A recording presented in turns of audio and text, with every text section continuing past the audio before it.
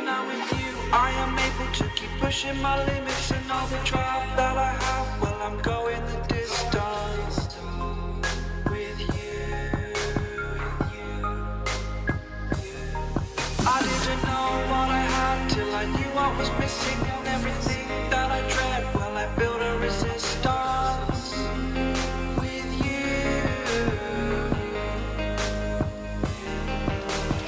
Catch me when I fall, and I'll keep you on the ground. You were gone, I wish you'd stay. I could look at you for days. Time was well spent, that's when I knew that I need to spend my life here with you.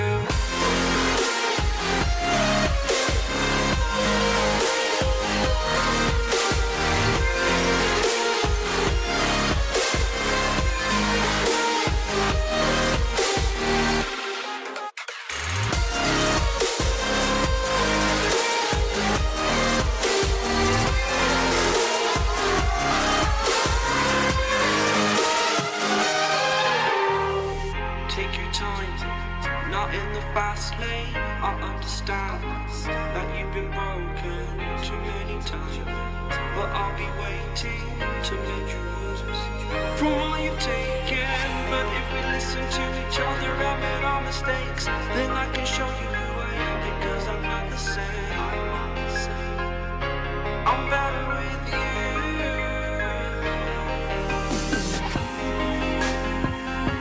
I'm better with you.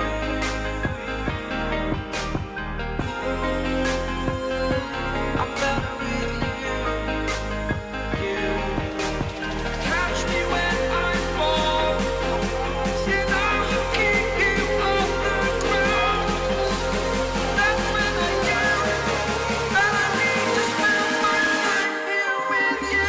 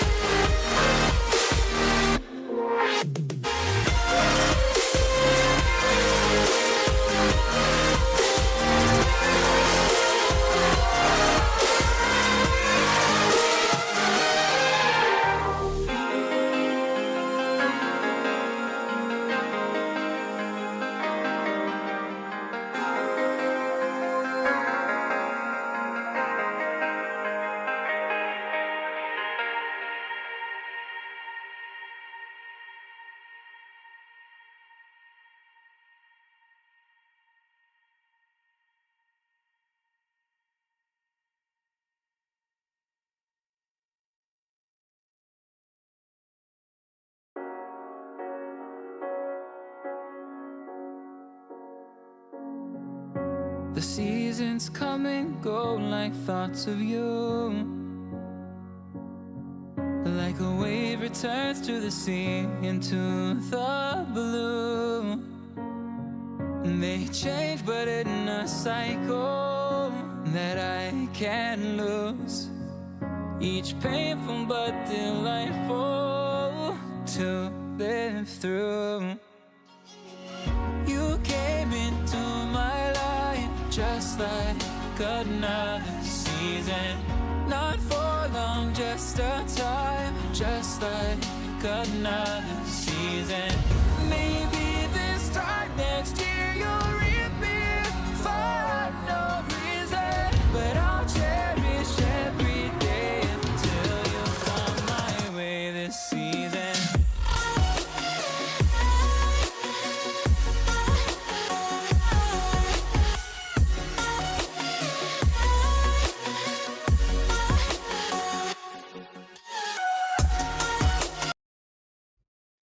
Welcome back, everybody, to NECC Rainbow Six Siege. It's our Wednesday today, so instead of Counter-Strike 2, you've got myself and Goose bringing you the live competitive Rainbow Six Siege action. Due to a lot of complications with the hurricane, we weren't able to get a Tier 1 game on the stream for you guys today. So we've got a Division 2 matchup going on between Lackawanna College and Ontario Tech. So we'll get a look at some of the lower levels, more mistakes to see, but possibly more new upcoming players to highlight, and possibly get some of their earlier wins on their journey to someday getting to higher and higher levels of collegiate, maybe even further on, Goose. Yeah, I love lower levels because every once in a while, and honestly, multiple times, you'll see a strat, you'll see a certain play that just is understandably just confusingly really good. I think I've casted actually one of these teams maybe once in a collegiate tournament, and I saw something crazy out of it. So it's kind of cool. Also, we don't have their exact score lines. We do know this is a first versus seventh seed, so you can say one team is obviously better than the other. So again, a little bit of a David versus Goliath storyline here. Yeah, and in terms of who's actually going to be playing on the teams themselves, Lackawanna and Ontario Tech. Still, like we said, we don't have their actual records for you, but yeah, it is still. We can take a look at the rosters to. There we go. Tried it once, had to be more direct about it this time. Tricky Schnazola is a name and a half. Ave Hill, Xenia, and CJ Rock up against YOLO, Stig, Jazz, Guillotine, Simfo, and Mac. That's Lackawanna versus OTSU. Ontario Tech Student Union Esports Varsity is not what we will be calling them every time, but it is their full name, so we'll at least do them that respect, up against the Lackawanna College Falcons. Yeah, again, the only thing we know about is their, as we spoke about before, their placements. And if you thought their names were going to be hard for me to say, now I got to look at their player names also. But this is a best of three, not going to be a best of one.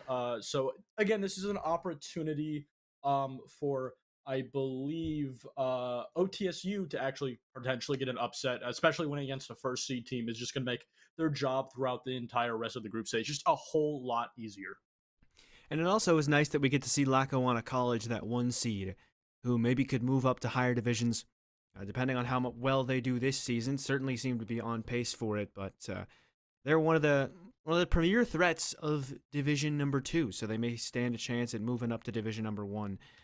And, getting a crack at some of the better teams that we have seen so far. In terms of where we will be going for the best of 3, though, well, these teams had the chance to ban out a couple of maps, pick a couple, and then leave one for the last pick. It was Clubhouse, the pick of the Falcons, and so OTSU will be starting on defense. Border picked into by Ontario Tech, and so Lackawanna will start on defense there. And then a defense start for OTSU on the decider map of Chalet. Thoughts on these maps for a Division 2 matchup, Goose? I think especially now with Oregon gone, we're seeing Clubhouse kind of be slot in as that, basically default map that teams are very familiar with. And then you also have Border and Chalet, which is just popular in the North American region as a whole. The overall ecosystem is affected by, the tier system, tier 3, tier 2, tier 1. So these are maps that as a whole competitive teams just really go to like. So I think this is, I don't really want to say kind of the word basic because, you can see perhaps, maybe a bank consulate also has, fallen into the likings of many. Layer being banned out second is no surprise whatsoever. So I think, these are just maps that both teams are going to be very comfortable and familiar with. Yeah, I'd have to agree. Club and Chalet having been around so long, and Border, I think, like you said, North America specifically has taken a liking to this map above some other regions, all things considered. I will say, Constant Labs making it so far into the ban phase is definitely not something I was expecting, but I feel like when you see those two mixed with Chalet, you can kind of assume that Chalet is going to be the one that we go to for that third map, because I don't feel like either of these teams would have wanted to go to Consulate or Labs. And still lacking maybe some of the boldness to try and either pick into a map like that or ban more of the basic ones to really force themselves to play on maps that they haven't had much experience on. Because you think about it from the perspective of a collegiate team, you have to find scrims for these maps. Most people don't want to scrim a Consulate or a Lair, or even Labs sometimes. Yeah. You think about it like from that perspective, maybe they want a 5-stack ranked. Then you have to get one of the maps that you want to experiment on in the pool. And then you have to hope that people don't ban it. And if it's Lair or Labs or Cons, it almost definitely will be banned. In spite of how cool Labs is, ranked players have not gotten the memo yet, and they ban it like every single time. And then you have to hope that it randomly chooses that map of the last 4 or 3 that are still remaining. So, not really a lot of opportunities for some of these teams to get super solid reps in on some of the newer maps. And especially for D2 teams, probably newer, probably haven't been together as long. So, it is a shame, but it does mean that we'll get to contrast this to some of the standard gameplay we've been seeing on maps like Chalet and on Clubhouse for years and years now. And possibly, pick up on some of the unique aspects of the gameplay that we'll see from these two. Yeah, and I don't want to take anything too much away from a map like Chalet. It does have a lot of specific elements that are just catered to the map itself. For example, you do see Brava not only being banned, but also a little bit more useful because the cameras just have more open area. They can see a lot more of the map. So it's not like these are maps that play like every other one. Even Border also has kind of a different play style, like its own little mini meta compared to others. And also, this is just going to be going back to the team that if they're able to take advantage of this more, in-depth theory side of Siege, even though it is D2, there is some potential there. But, again, we talk about, a first seed team here. We could potentially be seeing a little bit more of that. But, not really anything, too crazy standing out. Just going to be kind of run of the mill. Yeah, all things considered, not likely to get too crazy. Yeah. And we are still going to do a little bit more to try and get the rest of our players inside of the lobby. So we're actually going to cut it to a break. We'll be back very, very soon, and when we do come back, the first map of this best of 3 from Division 2 will begin. Looking for something to power your day? Then look no further than Wenzel's Farm Snack Sticks. Handcrafted in small batches and naturally hardwood smoked, these protein-packed power sticks deliver truly sustainable energy. Wenzel's Farm, real meat for real life.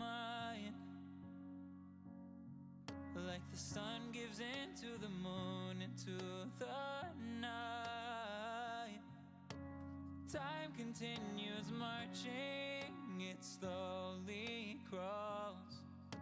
With each new one starting, I recall. You came into my life just like another season. Not for long, just a time, just like another season. Maybe this time next year you'll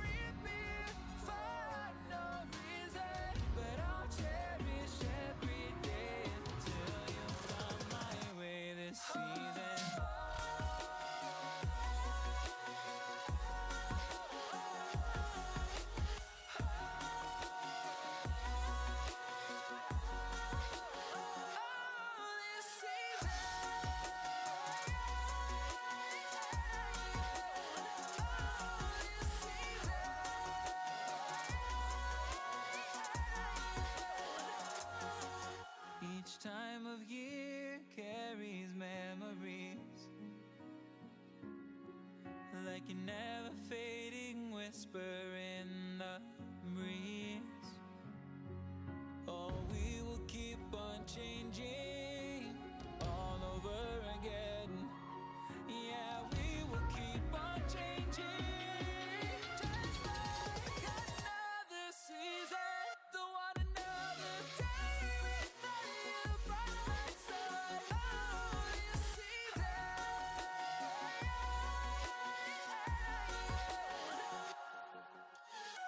You came into my life just like another season.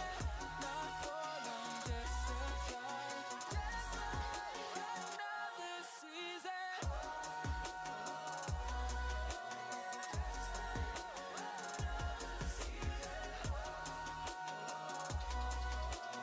Just like another season.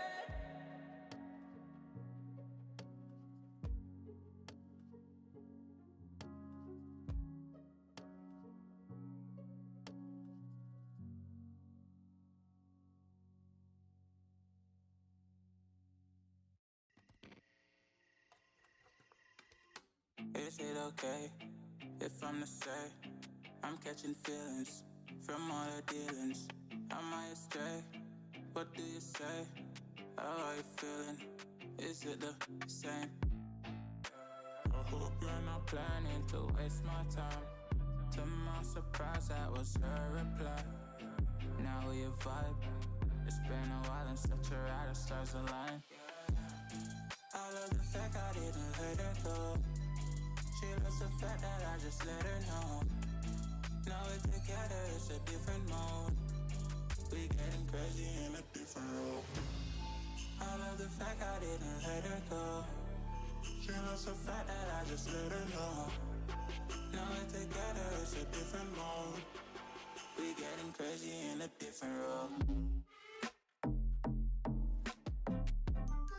We getting crazy in a different role. She loves the fact that I just let her know. We getting crazy in a different role.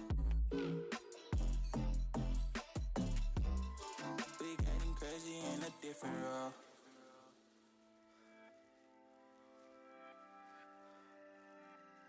She my do or die, my bona fide. My up when I'm down, she's always beside me. She makes me feel alive, I won't deny. Her love for me is real and kinda suicide-y. She's not the same, she's such a rare type. She's far from plain, at least in my eyes. She said if I cross her, I'll be in the grave or under her type, but yeah, that's still my babe. I love the fact I didn't let her go. She loves the fact that I just let her know. Now we're together, it's a different mode. We getting crazy in a different role. I love the fact I didn't let her go. She loves the fact that I just let her know. Now we're together, it's a different mode. We getting crazy in a different role.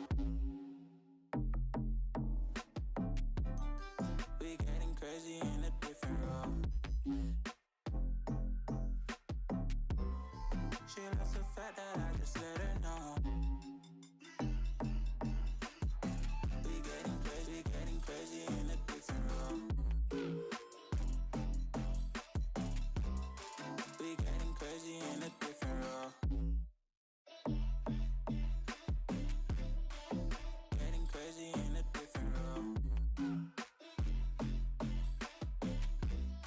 We getting crazy in a different role.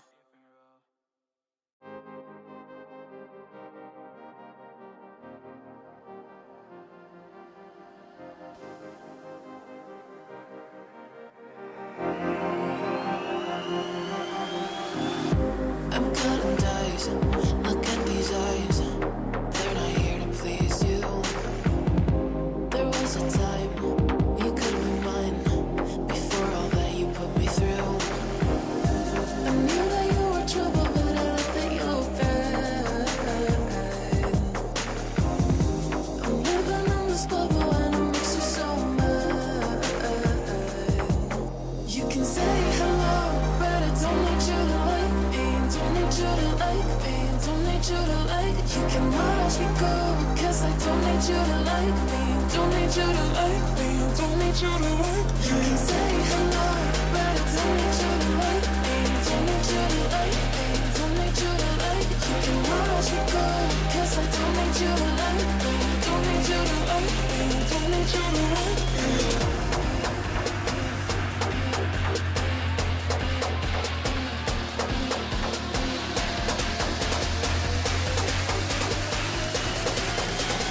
Don't need you to like.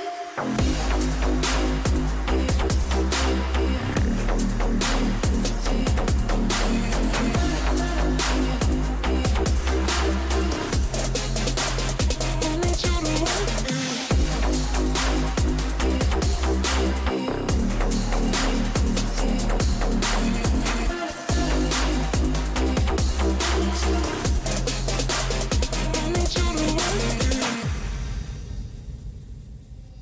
You can say hello, but I don't need you to like me. Don't need you to like me. Don't need you to like. You can watch me go, 'cause I don't need you to like me. Don't need you to like me. Don't need you to like. You can say hello, but I don't need you to like me. Don't need you to like me. Don't need you to like. You can watch me go, 'cause I don't need you to like me. Don't need you to like me. Don't need you to like.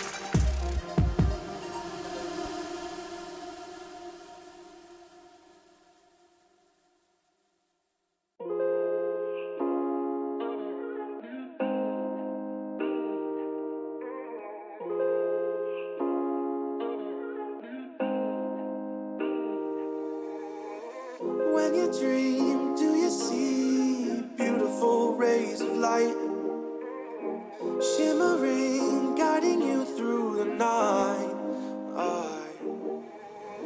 I know it feels like the night's getting longer and light is harder to find. I promise I'll always be there, I'll remind you when you close your eyes. If they send for me tomorrow, even if I leave right now, you'll find comfort there in knowing whenever in doubt, you can find me when the lights turn out. When the lights turn out.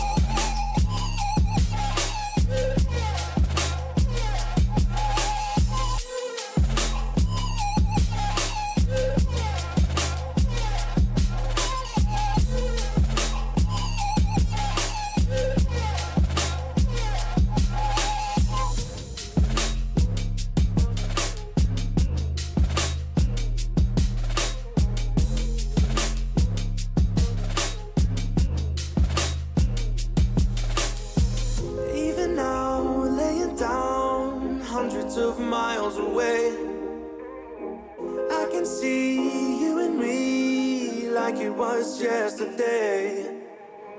I know it's not the same, but I'm still behind you every step of the way. Look in yourself and I'll be there, I can guide you.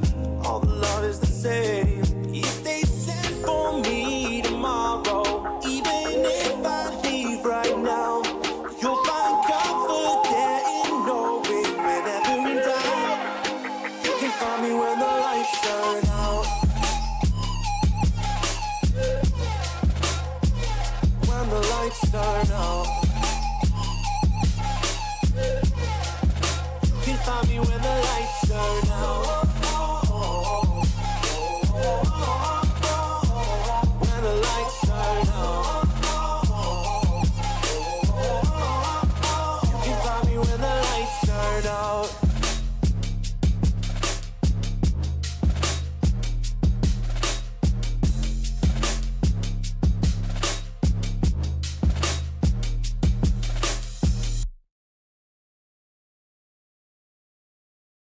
I need a second to take a breath, to keep me guessing with what you say.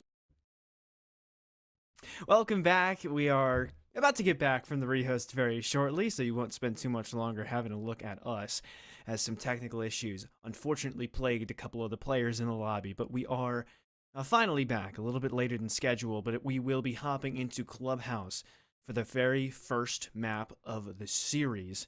And, well, a very exciting one to be sure, Goose, is, again, like we talked about a lot in the pre-show, the most standard of maps that are in the pool right now. So this is where the D2 teams are really going to let us know whether or not we should consider them threats to maybe make it to D1 and do some damage there.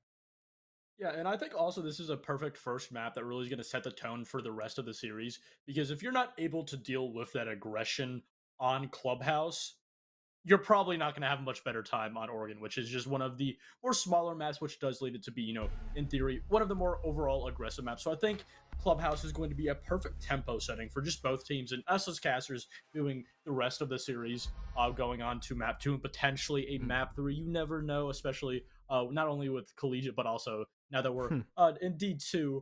But also, I'm really excited to see the bans, because it's just not only are the overall strats, but all the way starting to the bans is just completely different from what I'm usually saying.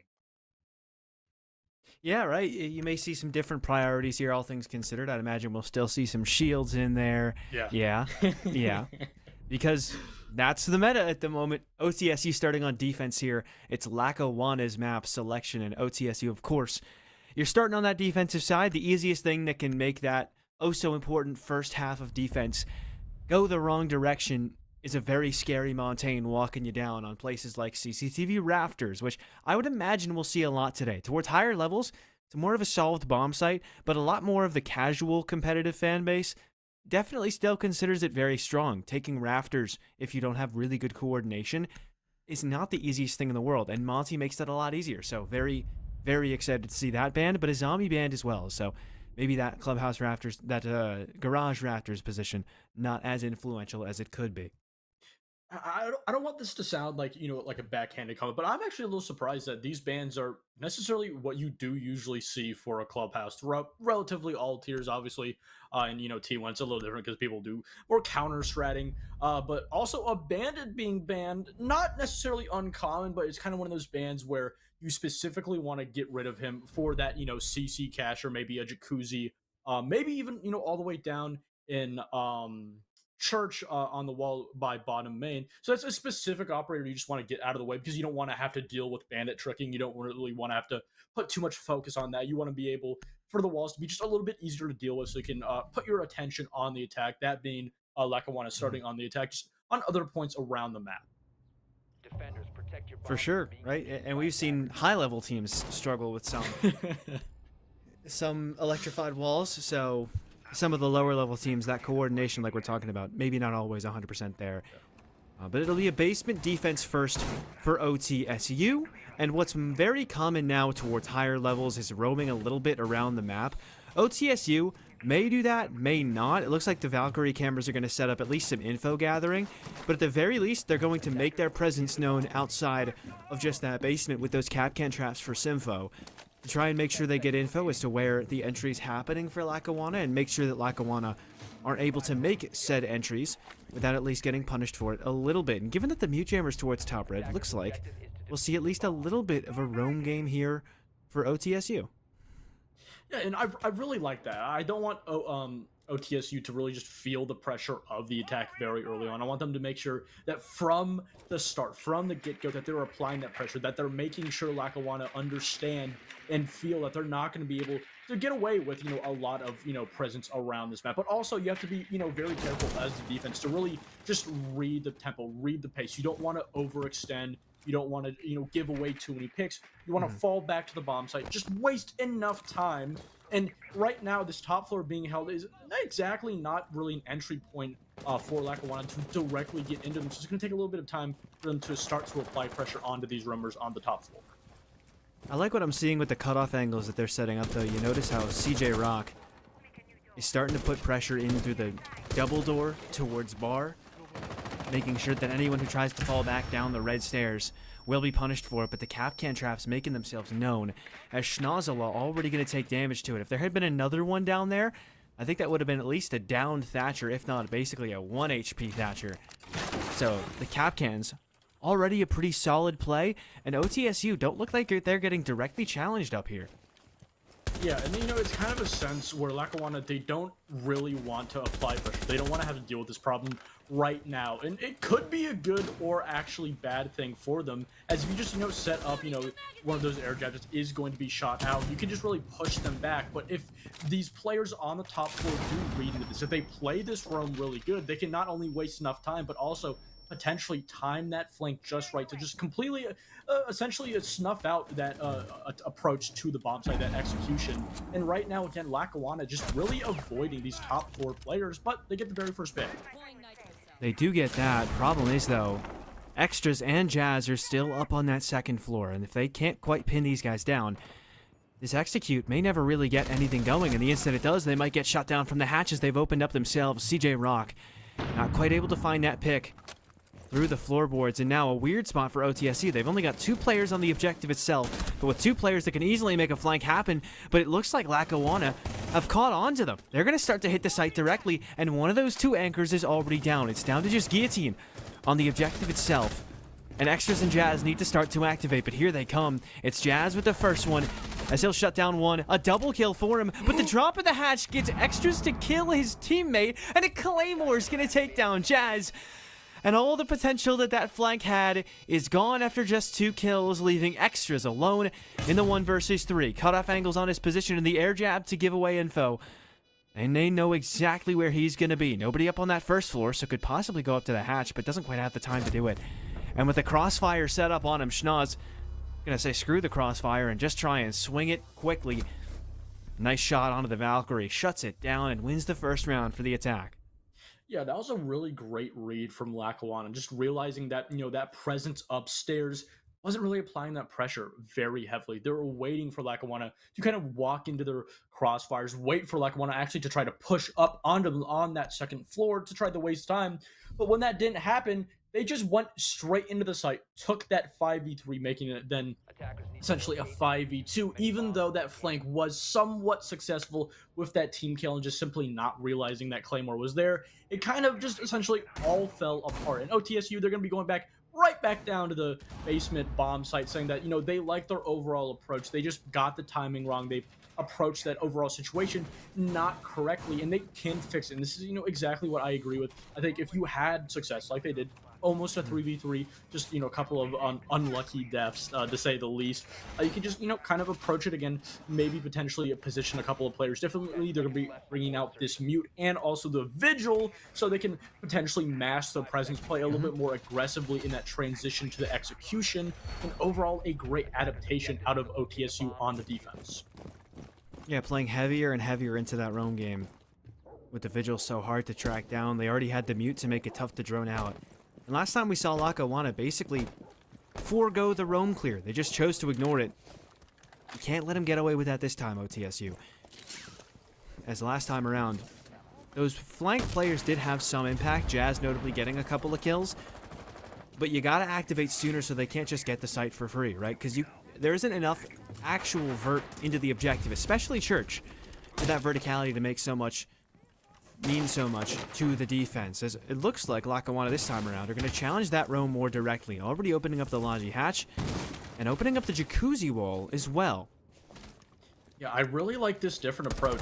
What Jazz did in this situation was just make that impact hole right above the kitchen hatch. And this essentially does send a message to Lackawanna that there is going to be immediate presence on one of their main attacking points on the bomb site, the main attacking point that in the drop they used last round. So this essentially forces Lackawanna to deal with this roam and play into exactly on how OTSU wants them to play against them, really approach this roam.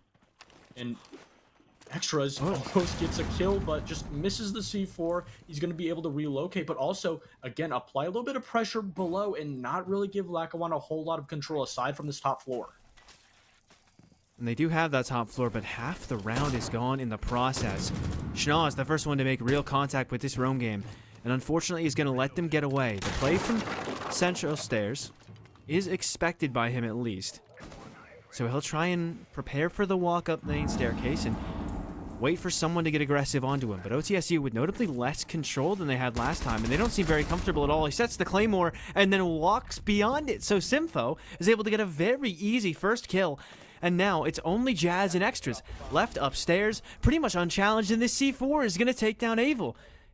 So another kill for OTSU, and Lackawanna without really much of a response yet. Yeah, again, just this pressure in Lackawanna, again, trying to essentially avoid it a little bit, just like they did the round previously, but this time with a lot more added pressure. That's not an option they're going to be able to choose, and now not only do they find themselves in a 4v5 going onto this execute, but also there's still potential roamers to get that backstab, even set up vertical countering them. It's going to have to be a dynamic execute into Arsenal. Only seemingly one nearby, but Xenia is going to take down Jazz, and that's a big kill, because now it's really just Extras left towards that first floor, but it isn't even Extras there anymore. He'll fall back down towards Blue, try and help out for maybe a Church execute that is being shut down by Guillotine. Extras gets another. The C4 not going to do actively too much, but CJ Rocks shot at his teammate, and then he's able to kill one at the end. Just no progress made, and OTSU will even us out after 2 rounds. I was actually very pleased with that round because OTSU identified their main problems. That sure, they did have a very heavy presence on that roam, having 2 players on that second floor, but the problem with that roam was there was no direct pressure onto that vertical game being set up by Lackawanna, and how they changed that was very first starting off with that impact from the Vigil directly onto Kitchen Hatch, making one of the main entry points a very hot topic around the entire map, forcing Lackawanna to clear out that position over by Logi if they do want to so choose to go down that hatch. And then also they did, take a little bit more time staying up on that second floor, and were forcing Lackawanna to deal with them. And because of that, they wasted so much time, and they had to essentially go down into the bomb site in a frenzy. Yeah, they didn't have an awful lot of time left at the end there, and they had good execute util. They had good util to work the site itself. but notably a lack of anything in that attacking comp to really deal with the roam. And though it is relatively popular at high levels, maybe they were just not expecting other teams to take that risk and go for those roams. And circumventing their way around it seemed to be a better idea, because last round they tried to fight it straight on, and they end up with their first round loss of the game. We will go to 1-1 moving into the third round, and we need another tech pause, because of course we do. The game does not feel like working tonight, and you know what? That's fine, we'll have to cooperate, but for now, it looks like Lackawanna in a little bit of an odd spot given how they've shown to struggle a little bit with some of their roam clears. Yeah, I agree, and I think this is a kind of a situation where there has been a direct answer back, and because of it, now the attack has to find also an answer back. I think this is a great start. I think not only obviously it's close in the round count, but also that second round was entirely essentially in the control of the defense, and we're not really seeing that discrepancy that we so thought having a first against a 7th seed team. And honestly, I'm just very pleased. Yeah, and that's what happens on a map like Clubhouse, right? Where it's a map that everyone's going to know what they're walking into. It's not really going to be a big question mark.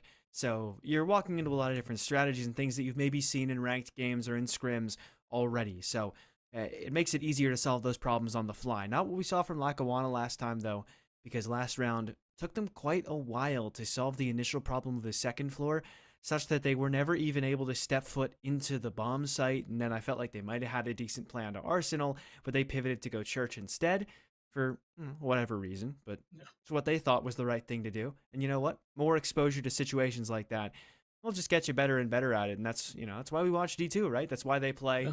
You want to get better at the game because there's nothing else out there like Siege, right? In terms of what the strategy it provides and stuff like that. So that's the hardest part, is breaking a defense like that where you're just not totally sure what you want to walk into, and they're bringing something a little higher level towards you. But for now, it looks like that roam works relatively well. But if we move to some of those second floor bomb sites coming up next, might end up a little differently for OTSU, because those don't typically lean themselves towards a roam game. I've been talking for a while in hopes that we'd cut back into the game, but we won't. So we're going to go to another break, and hopefully it won't be as long as last time before we get back into the first map of the series. Looking for something to power your day? Then look no further than Wenzel's Farm Snack Sticks. Handcrafted in small batches and naturally hardwood smoked, these protein-packed power sticks deliver truly sustainable energy. Wenzel's Farm, real meat for real life.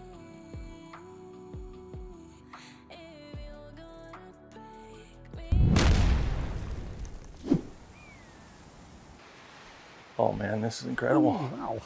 Huh? Yeah, that's pretty cool. It is pretty cool. Hey man, grab me a meat stick. I think I can reach it if I just a little more. Just let me go a little. I can't. Just a little more. I almost got it. Careful! Oh God! No, come on, just reach. Just grab my hand. I can't hold it. Grab my hand. Give me the meat stick. This other hand's closer. The one with the stick is... Oh!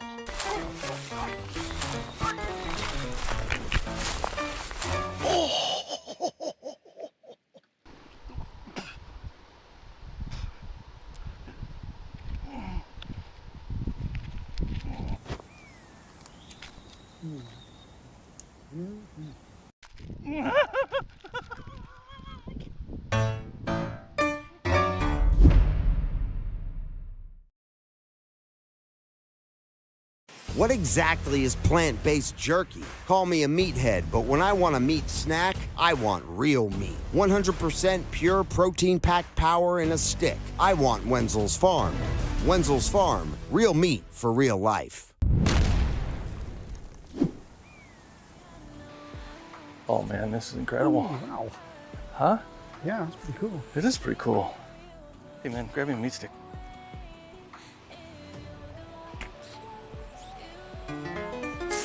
What exactly is a meat substitute or plant-based jerky? Call me a meathead, but when I want a meat snack, I want real meat. The kind you find at Wenzel's Farm, and the only kind they use. Handcrafted in small batches and naturally hardwood smoked right here in the heartland of America.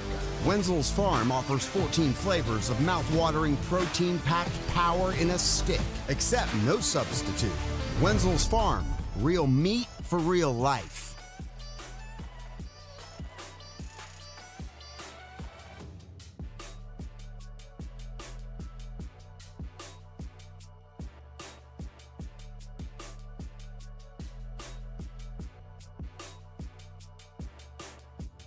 So complicated, don't mess it up. Feeling frustrated, it ain't enough to fix a love. If you're gonna break me, I know I won't stay. I don't wanna wait here, you push me away. If you're gonna choose, you don't know what to do. I don't wanna lose you, but don't wanna lose me too.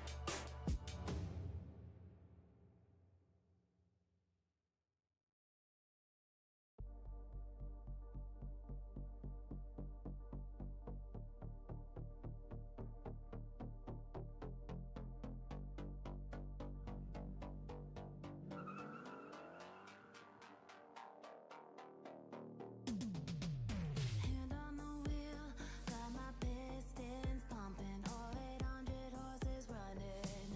Oh baby, 125 in the middle of the night, got my engine thundering. Dream machine, racing queen, I'll take you wherever you wanna go.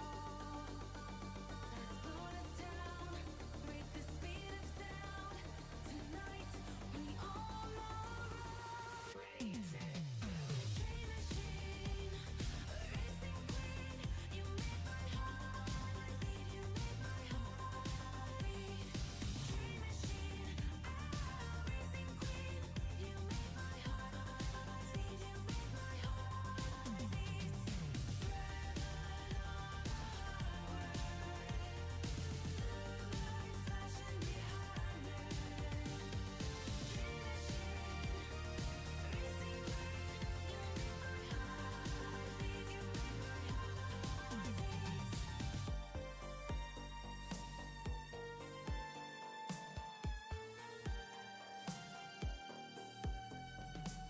Born to ride, Mustang 65, got that V8 engine with a fuel injection. Drop the clutch, pedal to the floor, turn that giddy button to a lion's roar. Dream machine, racing queen, I'll take you wherever you wanna go. Let's slow us down, break the speed of sound. Tonight we all know racing. Dream machine, racing queen, you make my heart beat. You make my heart beat. Dream machine, racing queen, you make my heart beat. You make my heart beat. Driving on the highway, flashing behind me. Dream machine, racing queen,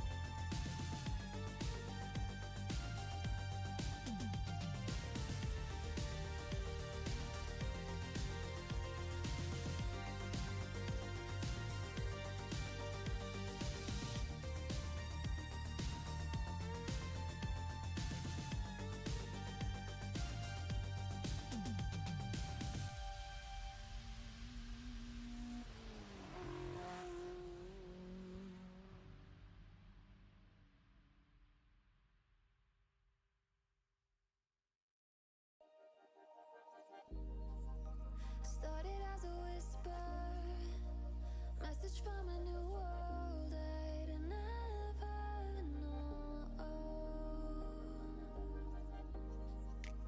Something about it felt like it'd been waiting my whole life.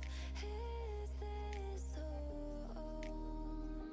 I can hear each sound calling my name, and I feel angels around when I start to sing, and suddenly it feels like heaven's not so far away. Tell me, can you hear the symphony?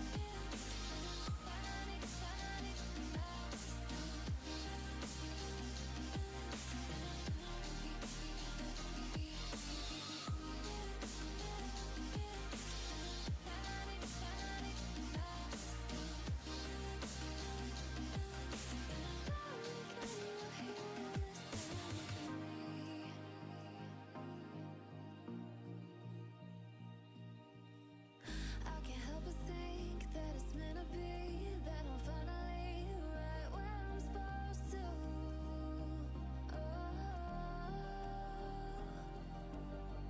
If I let you into the secret, would you listen? I can hear each sound calling my name, and I feel angels around when I Welcome back to map number 1. We're finally back into Clubhouse. I think a little shorter than last time with the tech pause, but we get into round number 3 as it's a 1-1 start. Lackawanna, pretty solid all things considered, to start off their own map selection. And OTSU able to respond well in round number 2. So now we'll go to bedroom and gym for the second defensive site that we've seen out of Ontario Tech. Attackers need to locate and defuse as many bombs. Yeah, and going back and relating back to your point before we threw to break, we've only seen both of our rounds on basement, and talked about how the entire roam game doesn't exactly translate bar for bar on these top 2 sites, especially when you have on a bomb site, specifically like gym in bedroom, where there's these windows that can create these cutoff angles that we saw Lackawanna create in the first round, and what set up their success of disconnecting that room, trapping those 2 extended players on that top floor away from the bomb site for so long. We could potentially see a semblance of that on this basement bomb site. So OTSU do now have to take that into consideration. Be careful that there are drawbacks for line of sights, and when they do eventually rotate back to the bomb site, they're not being cut off by the attack. Yeah, so if you were wondering what the cause of the tech pause was, Schnazola said that Moss, which is, for those of you unaware, what the players run on their computers, so we know that they are not cheating, crashed his entire computer. So, unfortunate, all things considered. Some nights you just don't have a good start.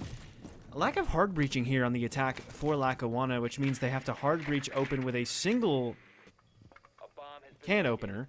The wall into Cash and CC, yet the jacuzzi wall is soft on a gym bed defense. So they could shoot it out, and they do. Never mind, the second part's not going to get shot out. It is. No, it's not. Okay. Still unusual reinforcement setup, but it is still going to be an open wall for Lackawanna with the Salmos all the same. And they'll start to make some forward progress as they're also pressuring the Cash and CC side as well. So very solid start, pressuring both of those sides of the map and trying to make their presence known early. Oh, great opening pick on top of that. And Lackawanna just walking into the crossfire, the lines of sights. But it's CJ Rock, what a cool name on top of it, just making his way. But again, these crossfires are just completely shutting down these players, and now it's going to be all up to the Jacuzzi players as the last-ditch effort. Yeah, Avi and Schnaz still need to make the comeback happen, as the Ace does have the case at least, so that's something to play around. No more hard breaching left for him, as all those Selmas were used up on the soft wall.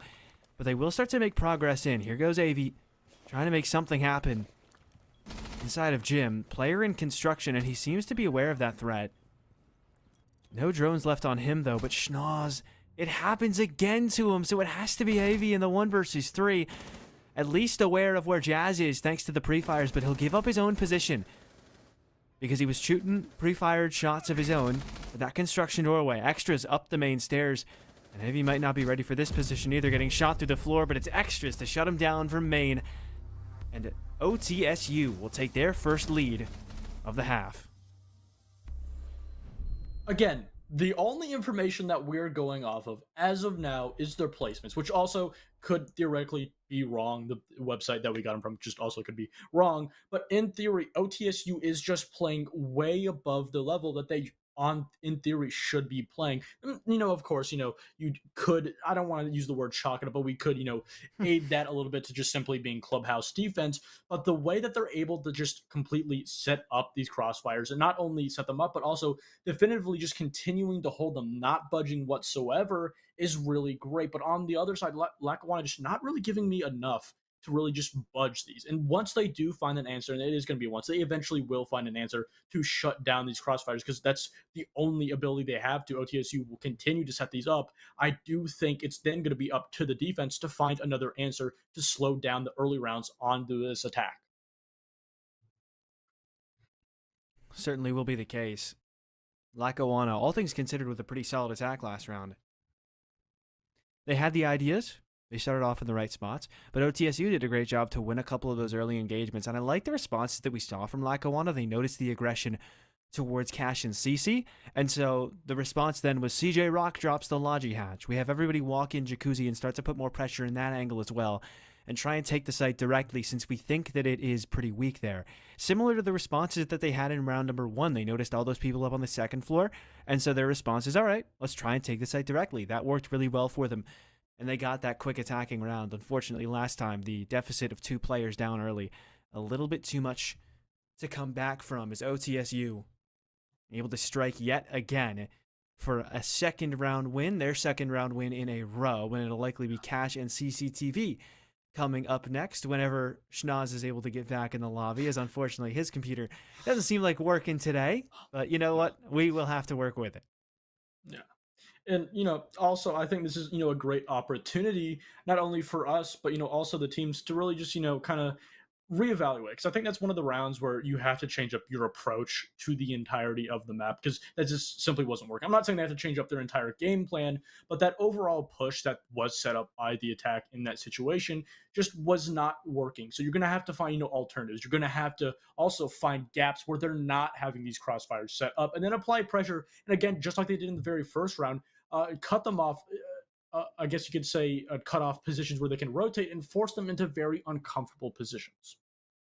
I mean, yeah, for sure, right? And I think that last round that we saw, definitely unusual given what we normally expect to see coming into rounds like that. I mean, the Jacuzzi wall not being reinforced, to me, was very unusual, right? Yeah. Like, that's not something you see an awful lot. But honestly, I don't even hate it, right? OTSU, it seems like the thought process there was they're only really bringing stuff that, like hard breaching stuff for both of those walls. They're probably not going to bring either an Ash, or if they bring an Ash, they might not want to use that. They may bring breaching charges, but we could shoot those off of the wall. So just try and prevent anyone from getting the wall open by virtue of just shooting anything that they throw on it. And that actually did work, because there was nothing else they had to open up the walls. I think maybe a bailiff from Grim, but that would have left you exposed too long, and you get swung on by someone as you're trying to open up that wall. So I like that. And that's what you were talking about. Some like weird, confusing, yet effective ideas is what we're going to see in Tier 2, Division 2, because that's like kind of the marquee, right? People with very unique ideas as to trying to come up with themselves how to counter what they're seeing from the other side. And that's one of the fun parts of it, right? The unique roams that we see, second floor and basement, nobody in the middle in round number 1, and kind of round number 2 as well from OTSU. And a lot of the attacks that we've seen from Lackawanna State, definitely not lacking in uniqueness. And yeah, well, they've been quite solid as well, although they may be down. A 1-2 start on Clubhouse, not too bad, right? You don't expect to win the attacking half on Clubhouse. Maybe you get a 3-3 going. So it's not at all a bad situation for them if they are on the wrong end of this half, just to start it off. Because again, they pick into this map, probably a reason why. So I'd imagine their defensive strats have a lot of merit to them. You'll never guess what I have to throw to now. It's another break. Is it going to be a break? It's going to be another break. Yeah, we have to cut it yet again, give Schnoz some more time to get back into the lobby, and then we will come back, and hopefully from there we can finish out the first map. I will not promise anything, but I will tell you that, well, that's what we'll hope for, and we'll be back We'll as soon try. as we can. So stay right here. What exactly is a meat substitute or plant-based jerky? Call me a meathead, but when I want a meat snack, I want real meat. The kind you find at Wenzel's Farm and the only kind they use. Handcrafted in small batches and naturally hardwood smoked right here in the heartland of America. Wenzel's Farm offers 14 flavors of mouth-watering protein-packed power in a stick, except no substitute. Wenzel's Farm, real meat for real life.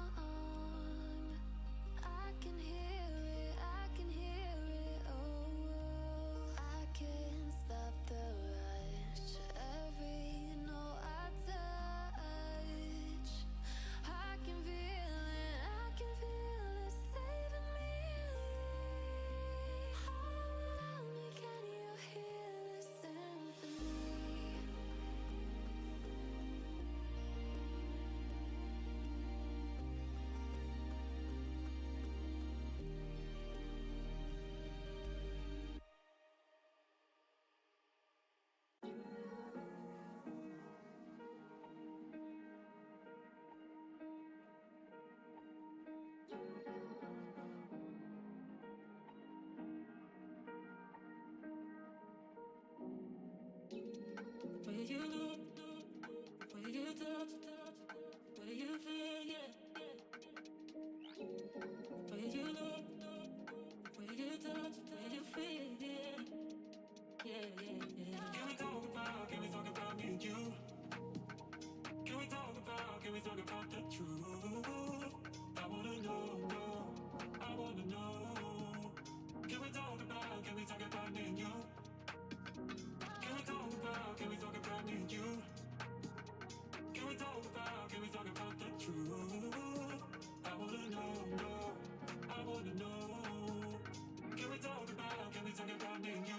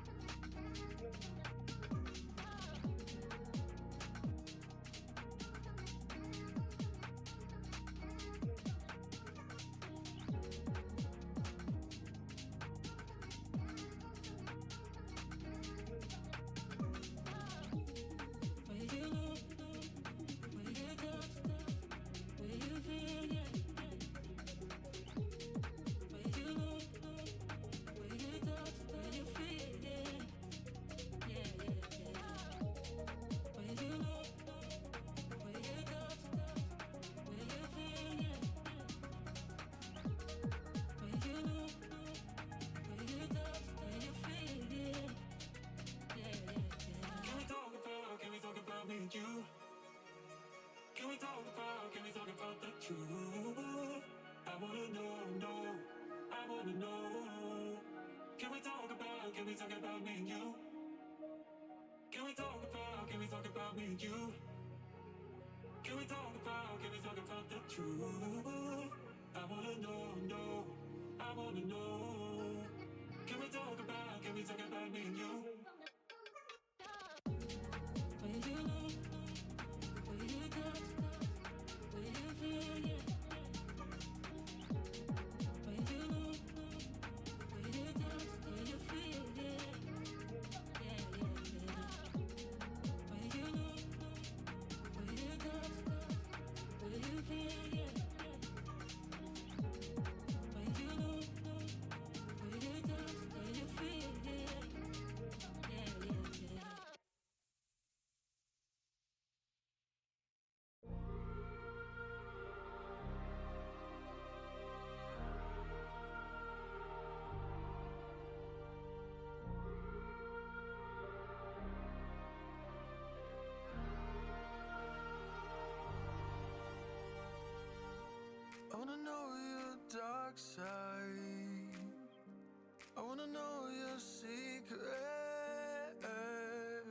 wanna be your lifeline. So I wait for you, wait for me, wait for you, wait for me. Tell me you're more than just a highlight. Pretty pictures on the outside. I hate to stare at you through these lights. So I wait for you, wait for me, wait for you, wait for me. Click and scroll, I can't let you go. They say I'm addicted to you. Click and scroll, I can't let you go. They say I'm addicted to you. Oh, oh, this ain't love, no, no, this ain't love, no, no, this is artificial. This ain't love, no, no, this ain't love, no, no, this is artificial.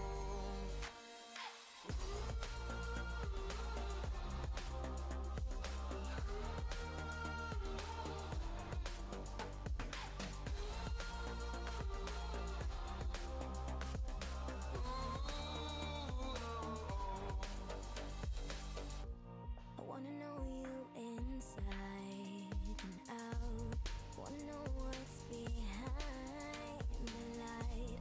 Wanna feel that real love from within. Let me in. I want real love, real heights. You're just enough to get me through. 'Cause you're officially perfect for me. So wait for you, wait for you. Up all night thinking, passing the time, anxiously waiting. You're mine, losing and winning. You can't get it right. Hoping you see me for more than just that. Up all night thinking, Am I on your mind? Will you come meet me and change my life? this love could be deeper. Just Sink in. Will you love me? click and scroll, I can't let you go. They say I'm addicted to you. Addicted to you. Click and scroll, I can't let you go. They say I'm addicted to you. Oh, oh, this ain't love, no, no, this ain't love, no, no, this is artificial.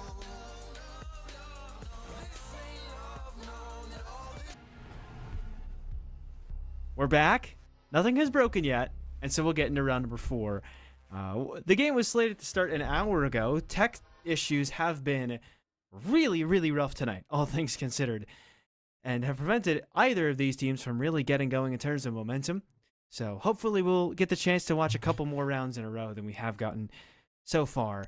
And Lackawanna and OTSU will get the chance to really show up and show out as they start to get used to it. But plenty of time to talk things over after that Lax Tech pause, as OTSU had plenty of chances to talk about how they want to defend this cache and CCTV bomb site. And one thing I'm not really used to is, now throughout all that we've had 2 rehosts. A lot of the time, teams will just take a forfeit, but Lackawanna being very forgiving, or OTSU rather, allowing these 2 rehosts, and just both these teams so nice. I just wanted to point out that's just something I'm not really used to. That's the important part. Yeah, no, the T3 players that we're used to casting, not nearly this kind. I like collegiate because I think last week I was casting a different collegiate league, and someone who had been struggling all season won a round and said, "God has blessed us with a round," and it was like the least sore loser that I've ever seen, and that's something that you can never take away from these guys. Is that they're just like really happy to be here and they're having a great time, which I think is like the coolest part. And it really goes back to the point that, if they make mistakes, they're a lot more patient than the T3 scene, and on contrary also allows them to also get better, because you will have players who just refuse to even understand that that really dumb play wasn't good. And speaking of dumb plays, this is not one. Lackawanna getting that wall open with just 40 seconds into the round. A very good pace setting as a couple of shots are rung out, but a lot of control and a lot of pressure being applied onto this bomb site very early on. Opening up that main wall already is maybe just a mute jammer on it. If there was a jammer there, though, the Thatcher Thermite combo. Well coordinated, and Schnoz and Avel will be able to take that wall down. No pressure on Garage yet, though, so Jazz can definitely threaten a run out at any time. And so far, nobody there to really stop him.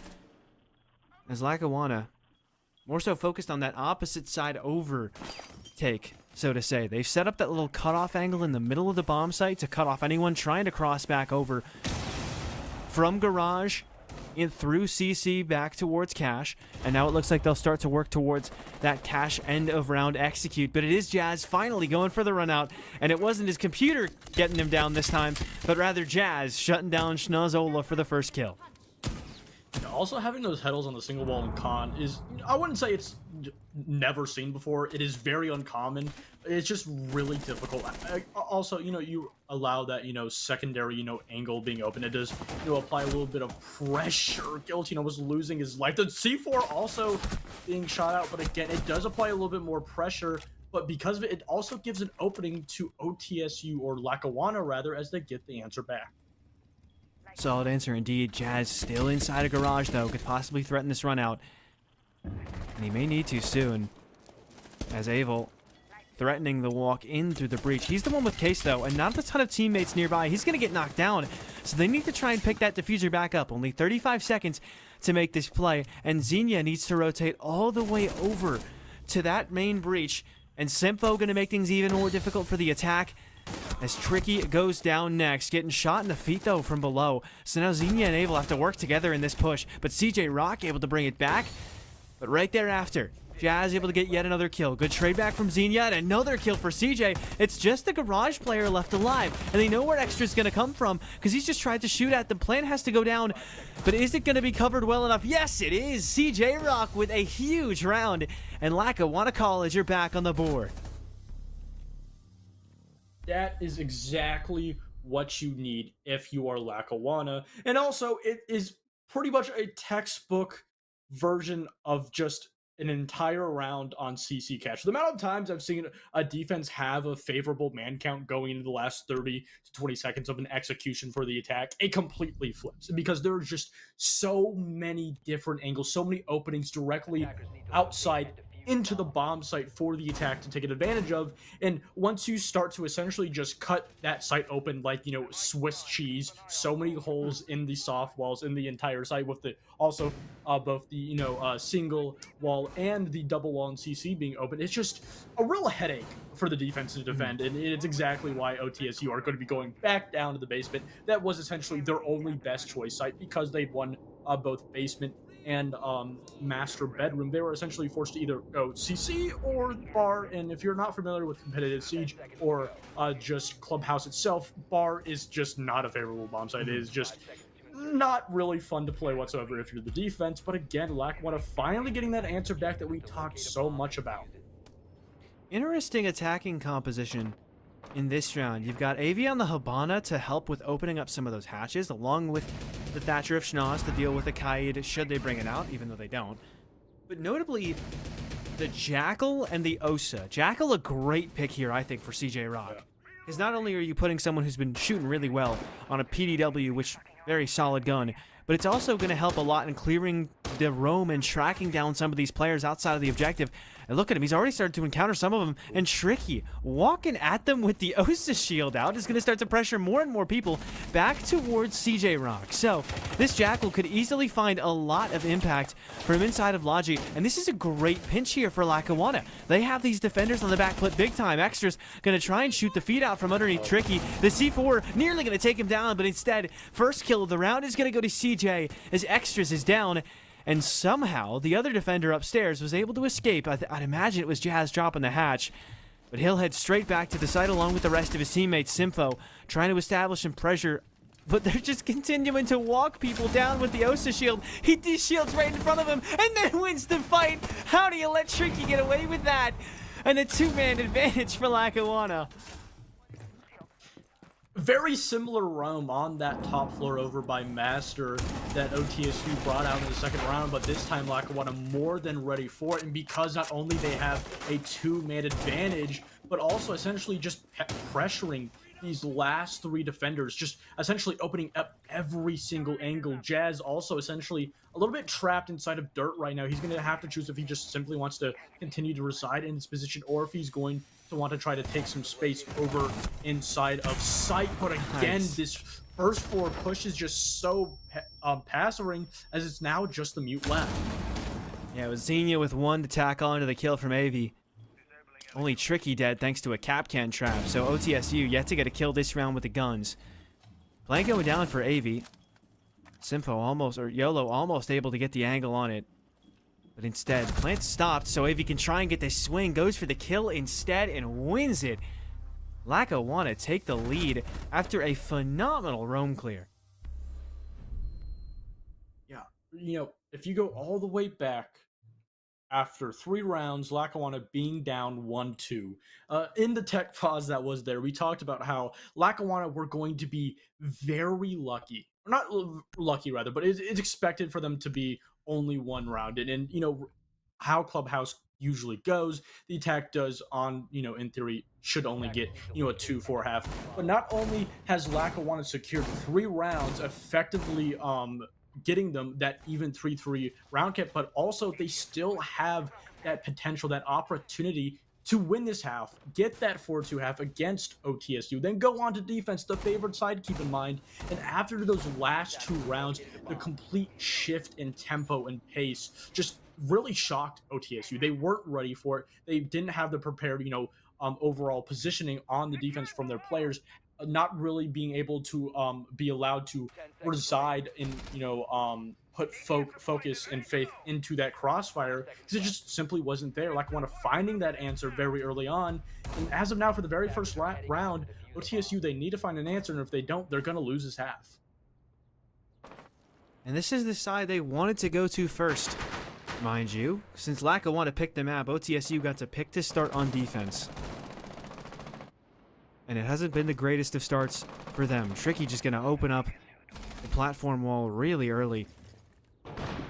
As a great cutoff angle set up by CJ Rock. And I will say, Lackawanna have been doing a great job hunting down players who are outside of the site, forcing them to walk back and then dealing massive damage to them as they try to escape. We've seen a lot of great cutoff angles set up on Jacuzzi Wall last round. Early on, there was one on Bar Double Door. Just right there, they had one in construction. It was perfect. So Lackawanna with a very good understanding of the right angles to set players up on, so they can watch people get back from the roam. And CJ Rock with the Jackal track is going to start things off strong. Onto extras, that sole roamer downstairs, punished for playing outside of the objective. And now Stig under heavy pressure on red stairs, getting walked on from below. But it's Xenia to get the next kill. 2 back, though, from OTSU. And it's basically Stig alone on this side of the map. A little bit of help from Jazz in construction. But Lackawanna is slowing it down as they lost a lot of bodies trying to clear this. This is such a difficult situation for Tricky to just even get a kill. He knows that this Jaeger is all the way over by red, but he doesn't have an avenue to get it. And then on top of this, head hold being held by Jazz. But Jazz, he overswings, isn't going to lose his life, and an opening will not be open just yet, as now Guillotine gets 2. Double kill for Guillotine. 1 left on the attack. It's Tricky. Jazz is at least knocked down, but he still has to make it. Tricky does, at least. Has to make it into cash room, and YOLO Stig not going to let him even get close. OTSU drop a couple rounds in a row, but a huge response to make it a 3-3 half to start. Yeah, I really love these rounds after the second rehost, because it essentially is just a completely different game. We did see a semblance of that, you know, a back and forth adaptation from both teams in the very first 3 rounds, but just Lackawanna, the fact that they were able to get those 2 rounds, completely changing up how fast they were able to attack, really gather that cohesion, and OTSU not having a solution for it whatsoever, but then OTSU completely just stopping that, essentially cutting off that attack isolating certain players, specifically that Thermite all the way over in Cash, just in a position where he was able to push onto that extended defense, but he was never able to really have, a winning engagement. Even if he did get a kill, eventually getting it down, he was eventually going to be traded from that crossfire being held by the Warden and the Jaeger on top red, and just a really great setup from the defense. And now Lackawanna, essentially, I don't want to say they did win the half, because I feel like this map is going to be a little bit more out of meta. I don't think the 4-2 half is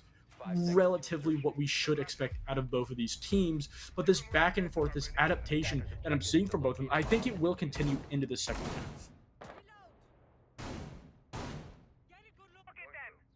Well, now Lackawanna get the chance to try out some of their defensive sites, and they opt to go to bedroom. First off, not the typical choice of first objective, but definitely still solid. Some teams will opt for it as their primary site.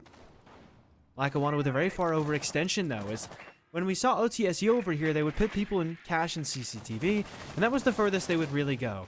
In this case, though, for Lackawanna, they're pressured all the way out to top of garage rafters, with Schnoz playing out here, trying to make it really hard to take that server control for OTSU. And so far, he's slowed down the attack a lot because they're not really expecting to see someone this far over. They're waiting to be given an opportunity, but Schnoz just won't let him have it. Even the Capital bolts might get caught by the Wamai discs, or they're just going to miss. And he'll only take a little bit of damage here and there, but he'll finally get shut down. Guillotine with a big kill, and now OTSU can start to take more forward control. Yeah, a lot of people really underestimate Ace's role on the attack. And sure, you will see a lot of those, flex support players play it. But the sheer gunpowder and ability for the AK-12 to just completely shut down defenders and win opening engagements is just so underutilized. And that's why you do see, especially in, more current months where all tiers and all sections of competitive Siege, you do see that Ace being put in a lot more entry positions, especially if he's trying to take power positions around the map, specifically just like, Raptors in Garage, because it's just not only such a good gun, but you also have so much, especially with the breach charges on top of it, and you can get so much use out of it. But aside from that first pick, Lackawanna not really getting a whole lot of map control and trying to convert it onto this execute. A whole minute since they got the kill in Garage, and not an awful lot of construction, what? Not an awful lot of progress made, as I see someone in construction and suddenly think that's the word I should say. And a lot of this progress being allowed to happen by Lackawanna. They've got a very nice setup on this site itself, and I don't think that the jacuzzi wall is opened. That big wall that was such a big important factor for Lackawanna on their own attacks has been completely forgotten about until right now by OTSU. Matter of fact, I don't even think they're going for it now. So they're going to have to entirely work into this site from a couple different angles without the pressure on the windows, and a good kill for CJ Rock is going to start it off. Guillotine at least with a response. And so it's still an advantage for OTSU, but now they got to work towards this mirror window. But Jazz is quicker on the trigger, and he'll take down Xenia. Good response from Avi at least to make it close. Shoots the Flores drone out as well. Or at least Tricky does that. Avi continuing to watch this advance forward, but he can just play on this hallway because this wall isn't opened up. Tricky, his teammates got him covered. Jazz even knocked down. A hero play from the Mira. They need one more, but Tricky's got them all. Lackawanna with an outstanding play from the Vector in the bathroom. Just wait for the attack to fall into their hands and win a round off the back of it. Talked so much about that opening pick, especially the ace from OTSU. But aside from that, not a whole lot in that transition into the mid-round on the attack. Just a lot of, in my opinion, time wasting. I'm not exactly sure if it was because there was just such a great defensive setup by Lackawanna over by site, or if it simply was just OTSU not really understanding exactly what they want to do, not having a great game plan, having that cohesion throughout all the teammates. We even saw when we transitioned onto the Buck over in Con, he was just simply waiting there, trying to potentially catch off-guard defender, trying to rotate, apply some pressure on the combat. That simply didn't happen. Right after OTSU got that very first opening pick, Lackawanna completely gave up control of that side of the map, allowed them to just take control, take their time to drone out and do their due diligence, and gave a lot of respect. And what this did essentially was just kind of catch OTSU off guard. They weren't really ready to, transition, and because of that, they wasted so much time allowing those Lackawanna defenders to catch a lot of those players trying to get that execute onto the bomb site completely off guard. Well, Lackawanna now, after that win on Gym and Bedroom, will go down to the basement. Incredibly powerful site again for them. And much like OTSU, they are not straying away from this roam game. They are very much willing to get down and dirty, rather get out and get dirty away from the objective, as OTSU looking to enter towards Strip. But Lackawanna have accounted for this. They've got barricades on all the doors leading from that direction of the map, so they'll get good information and they can play off of that correctly. So a really nice strategy so far from Lackawanna. It will not be easy to break for the side of OTSU. Yeah, I really like the secondary can openers being brought out by Simfu, and because a lot of teams will bring a Habana and think, well, that's enough. We don't really need a Habana. Can get 2 hatches, maybe even a third if we choose to. But a lot of teams also really just underestimate that, you know, secondary wall over by Church not getting an open. But with these can openers, this does allow for, you know, whether it be the Buck himself or maybe even the Habana to get that open. But before that, Lackawanna, they have to deal with not only CJ, but an additional 2 defenders on these top 2 floors, a very heavy roam in this early round. But as of now, OTSU not even in the vicinity to really feel the pressure. CJ almost given a chance, but Extra's comfortably inside of the map now, whether CJ knows it or not. Gonna start to make forward progress and try to clear out the roam, but Schnoz makes himself known inside of the bar, but both of his teammates on this roam have died. And so now, he has to figure out exactly what to do. AV's still upstairs, as Tricky trying to navigate his way around the objective somehow doesn't die from the hatch, left at 20 HP.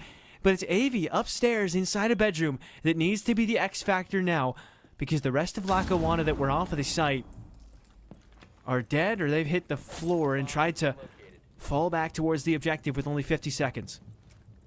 And on top of that, our OTSU are very wary of this additional defender on the top floor, that being the Mute. And the drop just mistimed! Oh no, and the shots also will reveal his position, but he still has the opportunity to get a kill. Okay, finally able to get it. Really unfortunate timing a couple times in a row, but AV on the board in this round. But it looks like OTSU are trying to hit the site directly, as they've got more players in the basement than Lackawanna do. As they're starting to walk in, but great info. You can see these yellow pinks, and we knows exactly where to expect the Grim. And this should never be a lost fight, and it won't be. And AV from the hatch will take down YOLO Stig. And so all's well that ends well for Lackawanna. Just takes too long for OTSU to make progress, and Lackawanna capitalize.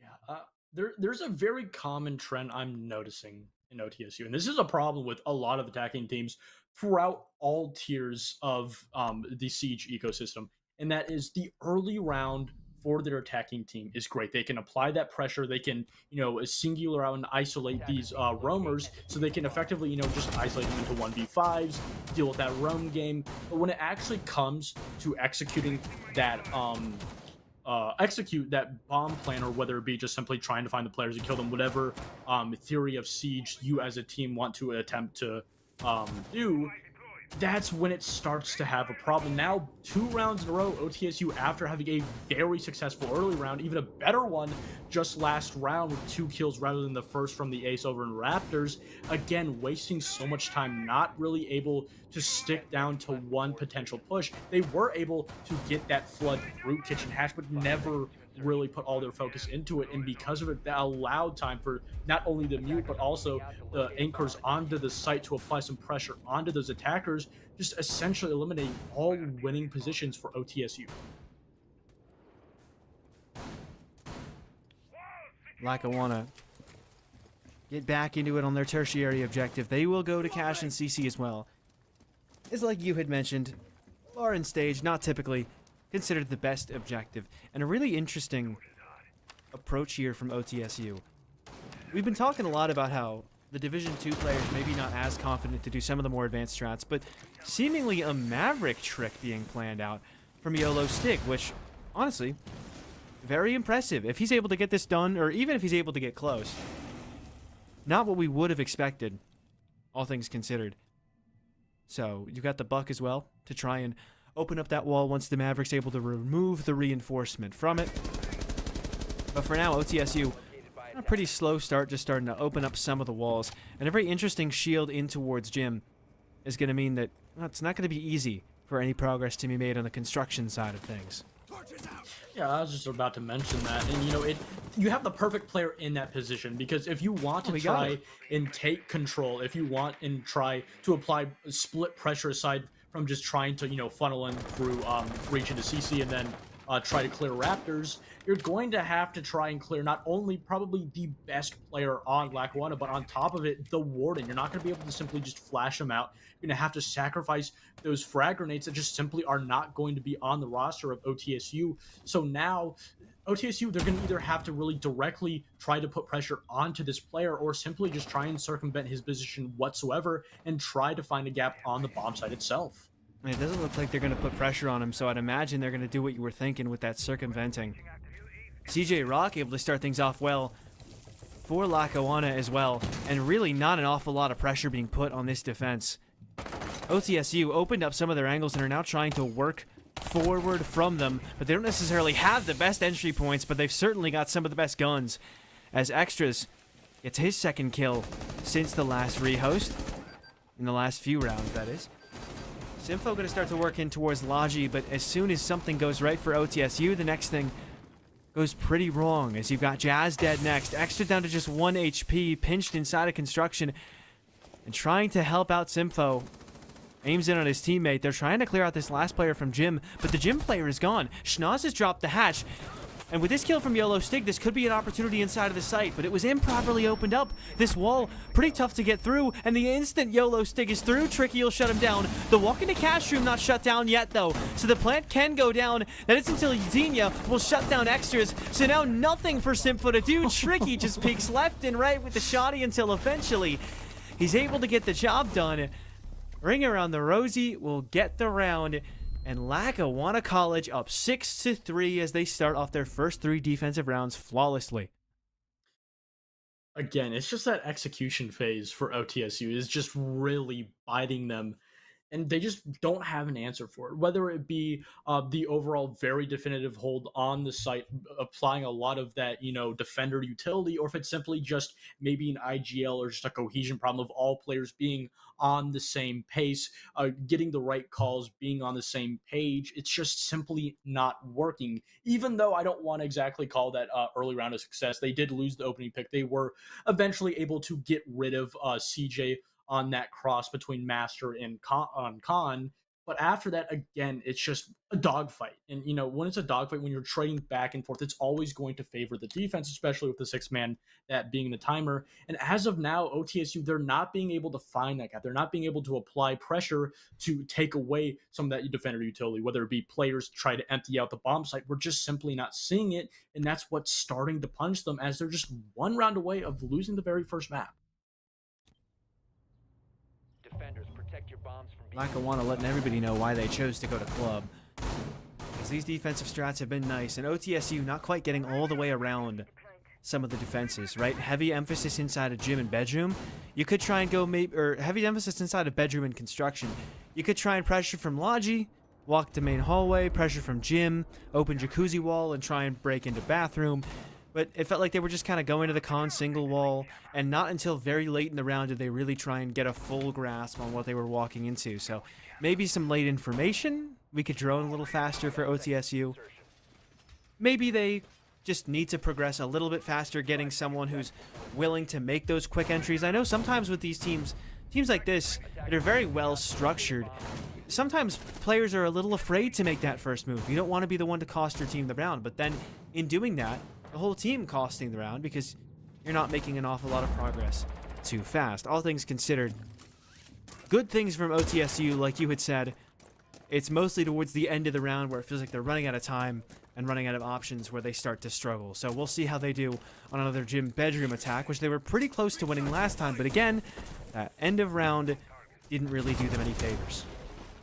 I really love the pick into the Capitao and the Flores. First, the Capitao can be used both in the early round paired with the Flores to get rid of these shields, to push out these players in these power positions, and also on top of that, sending that buck below to apply pressure, make sure that you can't play in cash very comfortably. We're seeing Mav now also. Thank you, Chad. Not exactly why. But, on top of it, just being able to get these in. On top of that, Extras is able to find a pick not only as the very first entry, but onto the bomb site itself.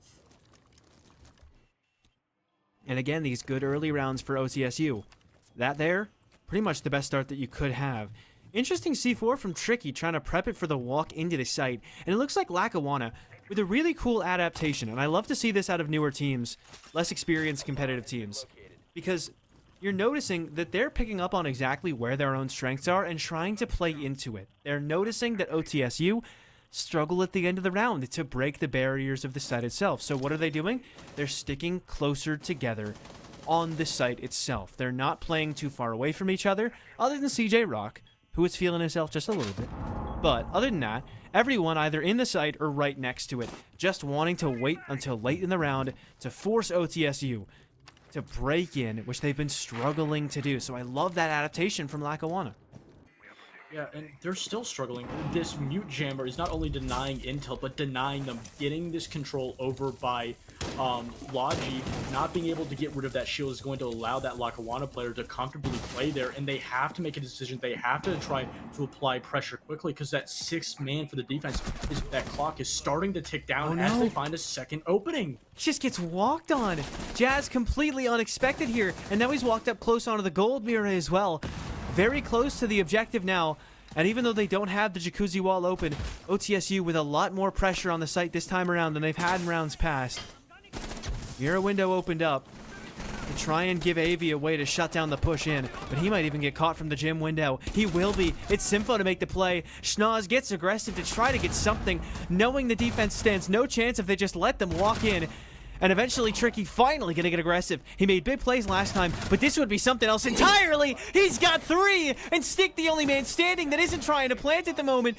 It's Guillotine finally getting the diffuser down, but as the swing comes into the hallway, damage dealt for Tricky, but damage dealt to him as well. He's on only 24 health, and he spots one. The jump peek up, not quite enough. Has to round the corner, and he leaves Guillotine on just such low health, but he can't finish him off with his shotgun, so instead, it's Tricky to get shut down. Nearly a miracle for the Mira, but instead, OTSU are on the board.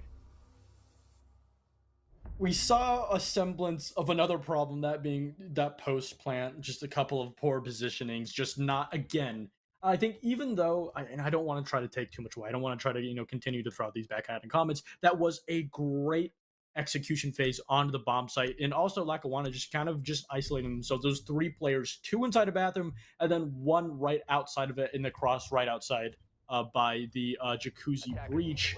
But again, one little, I wouldn't necessarily say questionable thing, but one little point that I really realized is that OTSU put all of their focus over by Khan's side. Not one player even attempting to get that jacuzzi wall open, unless I'm completely mistaken. Please correct me if I am. I didn't notice it. Yeah, and essentially just allowing that complete back half of the site to be safe for the defense. A very questionable decision that did eventually allow them to just focus on what they had. And I think that's really great. OTSU, especially a team, if you have a problem with cohesion, if you have a problem with team play, just try not to do too much. Try to have one big opening, one big objective in front of you, and then just simply focus on that and try to play to your best abilities, which is exactly what they did last round. And it did find them 1 successful round, as they just need 2 more to at least get us to overtime.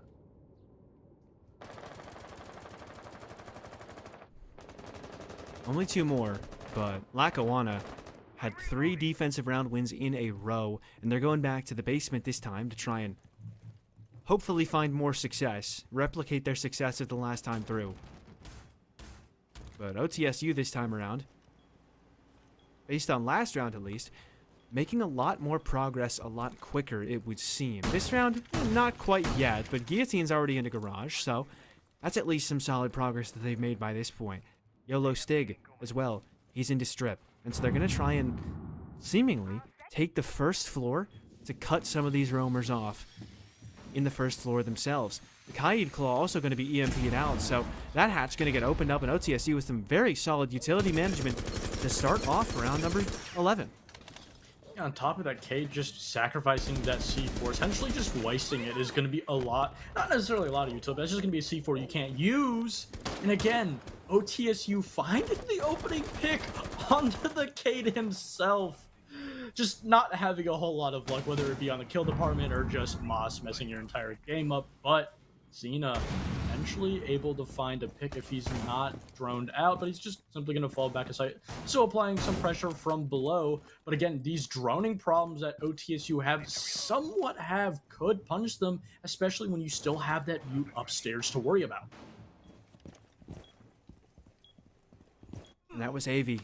Last time AV, the X factor in that flank, got a couple of kills with it. And OTSU seemingly not aware of the threat he provides. And this is that position that no attacker likes to be in. You feel like you have to keep checking your backside because you don't have the flank watch. No gridlock, no nomad, no nothing like that.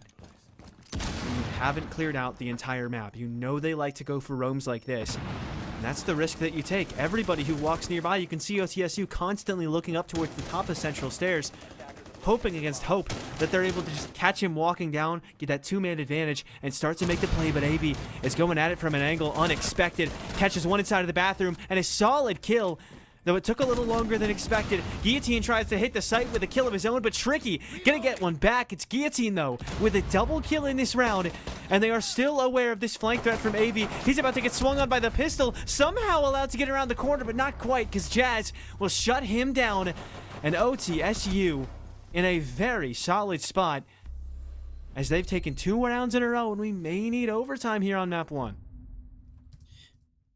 I talked about the flank and the overall lack of intel, the lack of idea of the positions of the defenders. And even though with that mute, it was a little bit of a problem, they were able to put themselves in such safety positions rather where they weren't in immediate danger to get refragged or have an additional support by a secondary defender helping them mute out. It essentially isolated the mute, and as soon as he got that kill inside of bathroom, they knew exactly where he was going to be. He wasn't going to swing that bathroom again with an SMG-11 or a shotgun, especially with the potential of someone being right over by fence or gate, whatever you call it, the repel line of sight. So he was going to have to force himself to rotate, swing over by pool table, and eventually just being able to single out that last roamer. And again, we've talked about throughout this entire series, or I have at least, on the ability for both of these teams to adapt, change up their tempos and play styles in order to counter their opponents. First of all, we saw Lackawanna do it with 3 rounds in a row, and now OTSU have done it with 2 rounds and potentially look for a third, as now they are attacking, statistically, the played sites at least, the least favored bomb site out of the 3.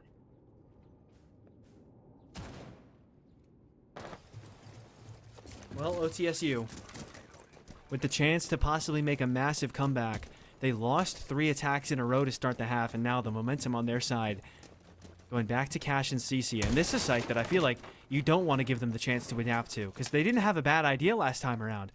They had a good idea of what to do. They just didn't quite have the time to adapt in time. You've given them a few rounds since that point to completely change up the strategy, and now I'd imagine they have a better grasp on what they're walking into, since not a lot changed, it would seem, by Lackawanna. So OTSU starting off with a much wider grasp as to what they could do about this large roam game towards downstairs, in garage, maybe inside a bedroom. They generally just feel more well prepared, and that could bode quite poorly for Lackawanna later on. We might need to see overtime.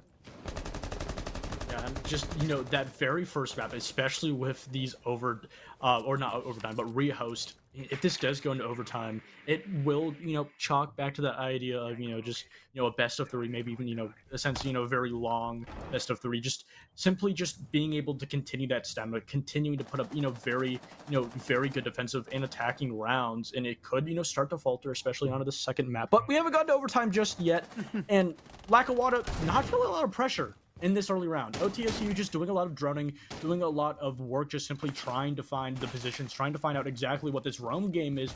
There is some presence of a very, aggressive 2 players being over by Master, and OTSU, they're trying to get some pressure on us, but they're not able to really find a shot onto the player, even missing it onto the Maestro. Thank you. Yeah, there we go. Yeah, Meister was the one caught in the stolen bathroom just way too far out. And OTSU eventually do capitalize on that position. However, I will say, all of that time for a man advantage, you can decide whether or not it's really worth it, because that is a lot of time. There are only 45 seconds to get into this site, and though the Maestro is dead, you still have some of those cameras actively relaying information to the teammates of Lackawanna, so they will not be short of info as to where OTSU were going to walk into the site, as well as those gas canisters, and still a C4 on AV as well. A lot of utility to make this a very rough last 30 seconds for OTSU, but it'll be the work in from construction all the same. Jazz underneath could possibly make this tough for anybody inside of Cash at the moment. It doesn't look like LC know where they want everybody to be standing at the moment, but CJ Rock shuts down Jazz trying to walk up. Only 10 seconds, they have to get going. YOLO Stig and Extras are able to make something work. Plant going down for Sympho as well, but it's only a 2 versus 2, and Extras needs to get a kill. Otherwise, Sympho might get shut down as soon as he hops off of the plant. Spotted inside the Cash room, but it's Sympho to win the fight, and it has to be AV in the 1 versus 2. Otherwise, we will need overtime. Those ones in the corner, tucked up against the wall, and he's barely able to win it. Now Sympho, 1 HP separates AV from winning his team map number 1. On the other side of the green box, this Maestro camera, perfect, but Sympho wins the fight! And we do need overtime in the first map of the series. Wow. Going all the way back to that 3-3 scoreline, I just want to give myself a little props. I call that this wasn't going to be your traditional clubhouse. That, missing that 4-2 half for OTSU was not going to be, really a big setback for them, even though they did lose 3 rounds in a row. I was, very worrisome. It was very warranted also. But they were able to then find their own unanswered 3 rounds in a row. And it goes back to the idea that both of these teams, when they're down in a spot, whether it be in a singular round, being down in man count, or if it be 3 rounds, just like OTSU were in that second half, they're able to adapt, completely change up their play style and their tempo to offset their opponents that are expecting a certain timely play.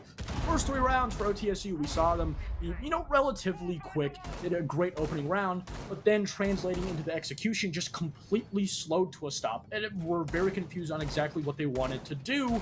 In Lackawanna, on to the last 3 rounds that OTSU did eventually win, they were expecting that very slow, very confused sense of an execution onto the bomb site, but that's not what they were meant with. And now, on top of that, the early rounds for OTSU got even better, putting them in better positions going into the execution.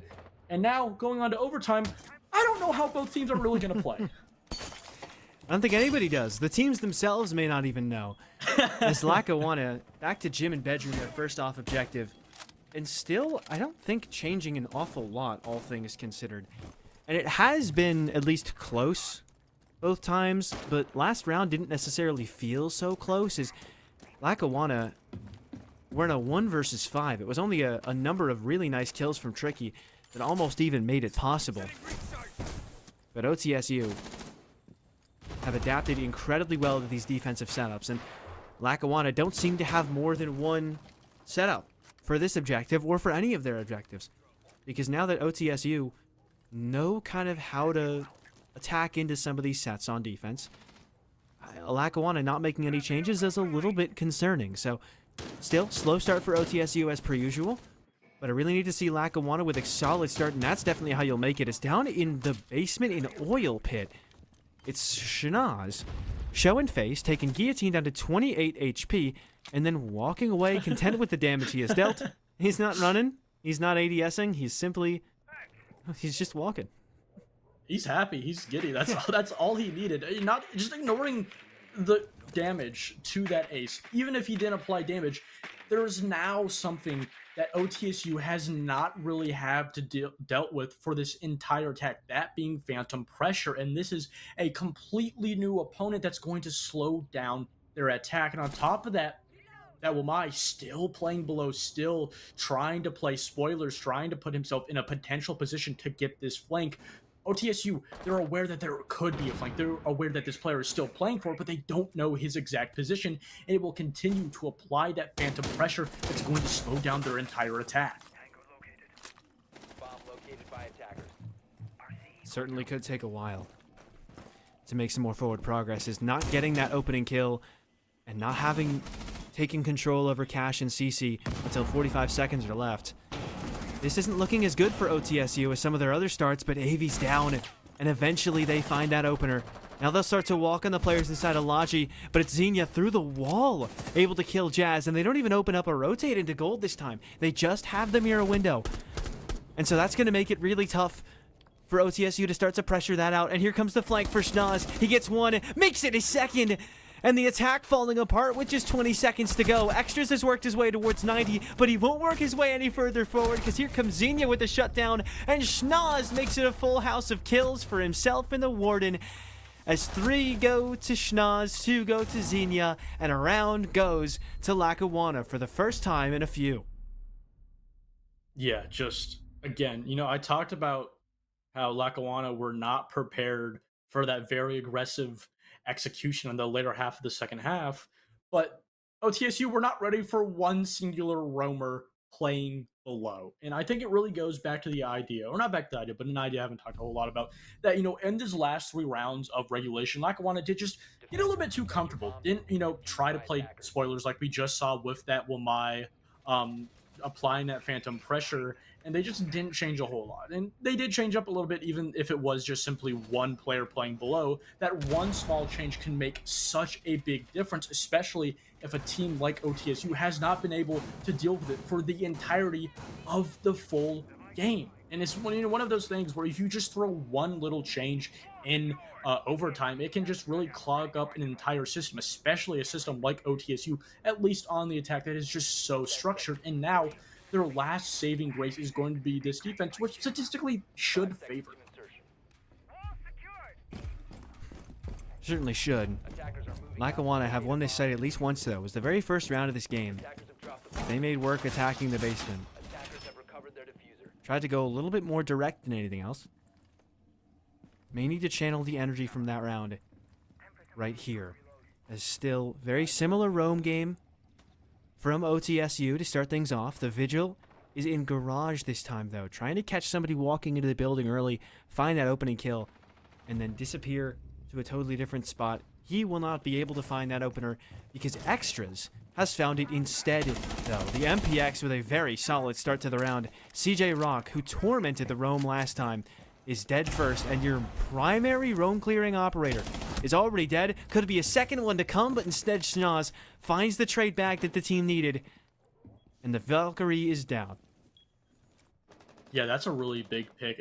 Not only if you allow that Valkyrie to get a second pick, but only if she just was even allowed to just continue to play in that position. It was going to waste so much time for Lackawanna, and they still do have to deal with Jazz. I'm not sure if he's rotated back down to site through, top blue stairs. But now Lackawanna just, clearing out this top floor, just identifying that it is going to be clear. And then eventually we'll find out that, bar stage is also going to be clear, even though you do have Simfo trying to potentially get a pick, trying to apply a little bit of a backstab pressure. Most likely will try to fall back, especially with this drone coming out. It may miss him, though, and Schnoz could potentially find himself as the second pick. He might be on the cards for it. Nothing yet, though. Sets up the Claymore even further down the staircase this time. But there might be a chance to walk around and almost catch a Simfo. Matter of fact, he will catch him soon, and he does. Schnozzle, when Moss isn't breaking his computer, he is breaking the hearts of OTSU. And Lackawanna continue to make that forward progress. Now they've got a man advantage leading up to the execute. Jazz getting aggressive here because he knows he has to make some kind of a play. OTSU in this state, if they let Lackawanna execute, it'll just be a lost round. And so OTSU need to get something to go their way. Yeah, and this, Armory is completely soft. One player in blue, another in church. The only player stopping this drop over by Kitchen is going to be Mute. And if they are able to, whether it be push the Mute out or simply just kill him, it's essentially a free plant for Lackawanna. If they're able to identify this, it's going to be very and relatively easy for them. Certainly should be in theory. In practice, Lackawanna actually seemed to be pivoting away from an Armory hatch drop, as it looks like more of a moto play, and that's exactly what Jazz and Guillotine wanted. As Jazz will cover the hatch drop from AV, who's thrown away that man advantage and left it in a 3 versus 3. Aggressive play out bottom. Main is going to get shut down as well, and Xenia dropped on his drop of the hatch. Will leave Schnoz in a 1 versus 3, and good as he's been this round, I don't think he has it in him. He certainly doesn't have the time, and he certainly doesn't have the round. It'll need to be round 15 between OTSU and Lackawanna to decide the winner of map 1. I don't say this a whole lot, but I really hope Lackawanna did not have drones. or at least just had poor, because if they, whether it be poor droning or just didn't have drones, and they identified that church, or not church, but armory was relatively very easy to go into, only having one player, but then chose to go probably the hardest route, dropping a box where a player inside of blue is watching you, having an additional mirror on side, over by bar. It's just the wrong decision. I think, a lot of people can, agree with me, or not necessarily the wrong decision, but the more difficult one. So in theory, it does go to show that, whether or not it be just, bad droning or just not enough drone economy going into that later half, that being OTSU doing a great job of destroying those drones in the early round, that being the job of Vigil, whether or not it's a round loss. And now we're on maximum overtime with Lackawanna on defense, still avoiding that basement bomb site, opting to now go to a bomb site that last time they lost. 5 seconds remaining. Well, they lost every bomb site the last time they tried it, or at least after regulation that was the case. They made it work on gym and bedroom, though, and they seem to like their cache and CC defense more than the basement defense. I personally wouldn't make the same decision here. However, Lackawanna have been the ones playing the game. They've been feeling out the vibes of it for 14 rounds now. So I'd imagine they have very solid reasoning behind why they choose to do what they want. This isn't something I got to point out after it had worked, but YOLO Stig successfully mav tricked this wall last time. For those of you not familiar, this is one of the harder things to do, just like at all. I'm sure Goose could tell you as well. Like, it's not easy to mav trick, and he got it done in like a minute. So this guy might just be the GOAT of hard breaching. So great job to YOLO Stig. Kudos to him. I just want to point that out so we make sure that that is understood that, wasn't expecting to see that today, but certainly makes it look quite easy. The help from extras on the rappel as well, and this not quite perfect, and a little bit of a hole. And he's got it. He sees it. He sees everything. I hope we get to see him open it. There we go. It's perfect. He loses some HP in the process, but the Buck can now open up that wall. And you have a lot more hard breaching on your ace and some more torch to use as well, because you got it open like that, and it didn't take too long. That's about as long as I think it would have taken some pro players to do. And on top of that, CJ playing way too aggressive, not having that shield there, or he is, but he's just not going to be even using it. Just essentially almost throwing his life away, given an opening to OTSU, and now it's just the Maestro on their own, completely isolated. And again, if OTSU are able to identify this, able to completely cut him off from the site, and that's exactly what they're going to do, it's going to make it just even more the bit easier. And on top of that, putting Jazz below, trying to apply not only some pressure, but also potentially clearing this third roamer who he just skims by with his life. This will eventually force this Valkyrie to at least push back down onto the stairs. OTSU are covering all of their options here, aside from Garage. But they have that main wall open, so the Garage player, if they choose to execute into cache and he doesn't shut down everybody on their cross attempts, he's going to be isolated by the players playing out on that balcony or maybe on the CCTV window. A lot of options to shut that guy down later on. Only problem I think they need to work on is that Extra still hasn't opened the con wall, and he never will, because he threw two of them at the same red wall, which, good to get that red wall open. Con wall might have helped a little more, but I don't think it's going to matter, because it is such a massive advantage for OTSU here that I don't think Lackawanna can even come back.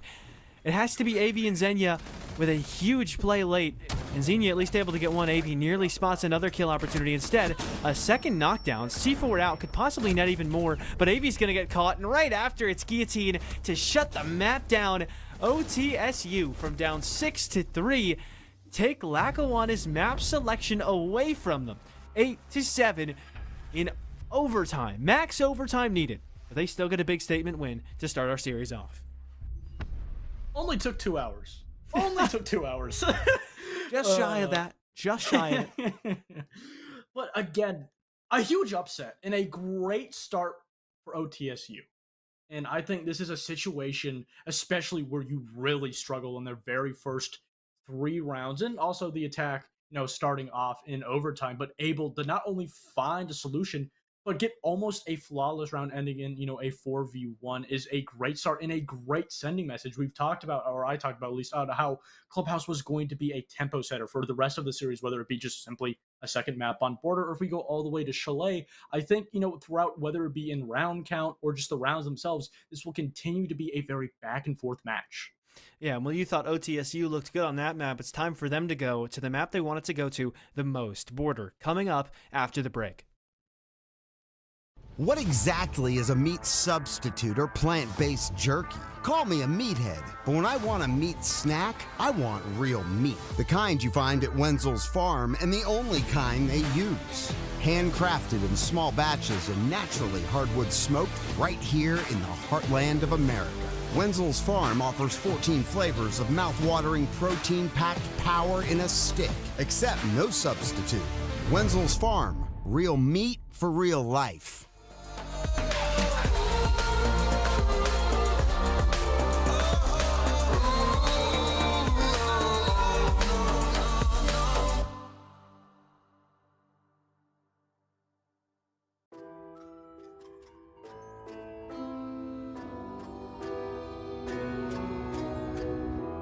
I need a scarecrow after what you did, 'cause all of the birds know that I'm almost dead. I'm barely breathing, I'm barely awake. You left me in pieces, there's no more to break. Don't wake me up, not in this century. Don't wake me up, 'cause you're just a ghost inside my head. You're just a ghost, you're never there. You're just a memory on my lips, 'cause you're just a ghost inside my head.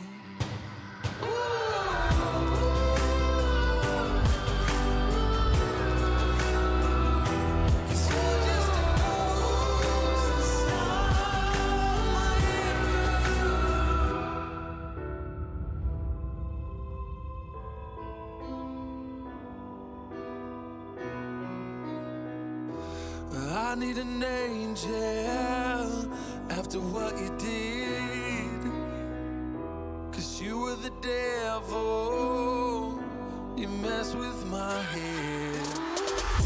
You lied to my mother, you lied to my friends. You said that you'd be there, but this never ends.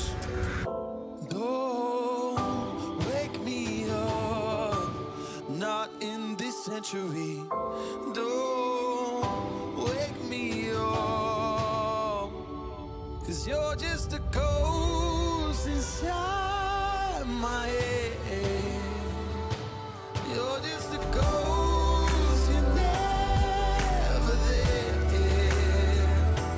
You're just a memory on my lips, 'cause you're just a ghost inside my head. You're just a ghost.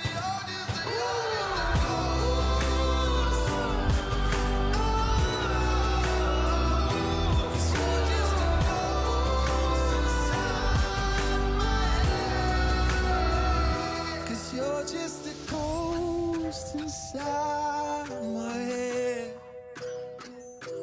You're just a ghost, you're never there.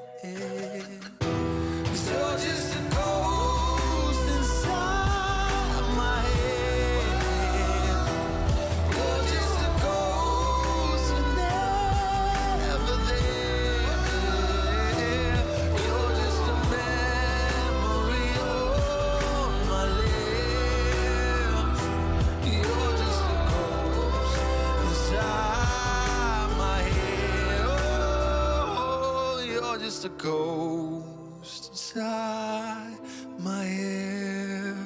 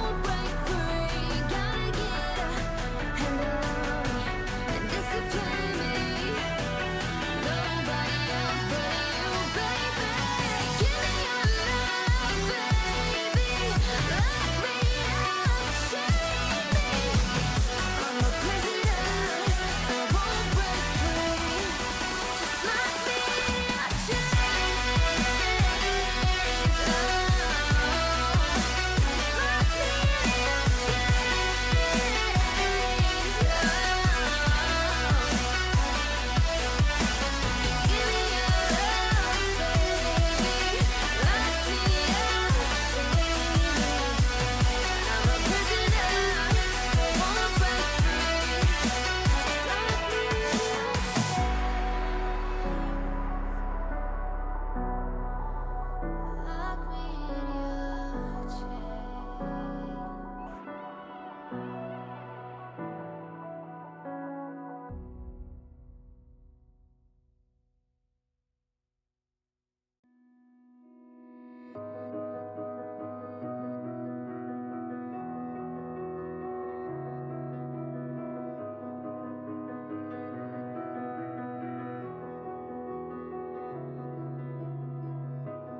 I am here in the middle of nowhere. There is no there, it is cold there, but I am safe and I am warm. Although it's hard. Welcome back to map number 2 of the series. 2 hours deep, and we have finished one map. It's been a long night already. Yeah. But it seems like the tech pauses they got better towards the end of the last map. Can't guarantee anything though. Now, just knowing that I've said that we'll have 4 in the first 2 rounds, somehow we will have multiple in one round. But still, we got a border. And again, like we talked about, Lackawanna picked into Clubhouse, came close, didn't quite win it. Now OTSU, on a map they wanted to go to a lot. This could definitely end up being a 2-0. Yeah. And on top of that, keep in mind that would be an upset from the information we have. All the information that I have is that OTSU is 7th and Lackawanna is 1st seed. We don't know their records. We don't know, the round count, all that. We just know their places in the overall bracket. So this would, in theory, be an upset, and a great upset for OTSU, because in theory, Lackawanna is the best team and looking to potentially go into D1. So not only would this be a great win for them, but also it would be one of those harder opponents out of the way. And, I talked about how, map 1, that being Clubhouse, was going to be a very tempo setter and would, kind of give us a, great idea of how map 2 is going to look like. And right now, I don't exactly know what it's going to look like. And I do think, it could potentially, favor that, 2-0 that you talked about just, a little bit ago. But the overall play style just, was just so lopsided. It changed every, couple of rounds. Lackawanna, won 3 rounds on the attack. OTSU having very slow, very uncoordinated executions. And then going into the last 3 rounds of regulation, it completely lopsided, where their first round or first half of the rounds got better. And then their executions, just that coordination was all there out of nowhere without, actually there was one technical timeout. But again, it's just, that sense where, it kind of, goes back and forth. Adaptation really comes out of nowhere. The playstyle can completely change. And on a map like Border, in theory, that should make it so close. Well, bans come and go. Mira and Capcan taken off of the board. 2 operators that we saw with a lot of prevalence in the last map. Specifically, Capcan, I believe, on Simfo, who used it quite a lot. For OTSU, meanwhile, that's going to be taken off of the board for Lackawanna. OTSU removed the Mira, which Tricky used to quite a lot of success, nearly 1v5ing them with the Vector in gym and bedroom. Crazy to think that if he had pulled that off, the map would have ended like 6-4 or something like that. I think it would have been 7-3 or 7-4.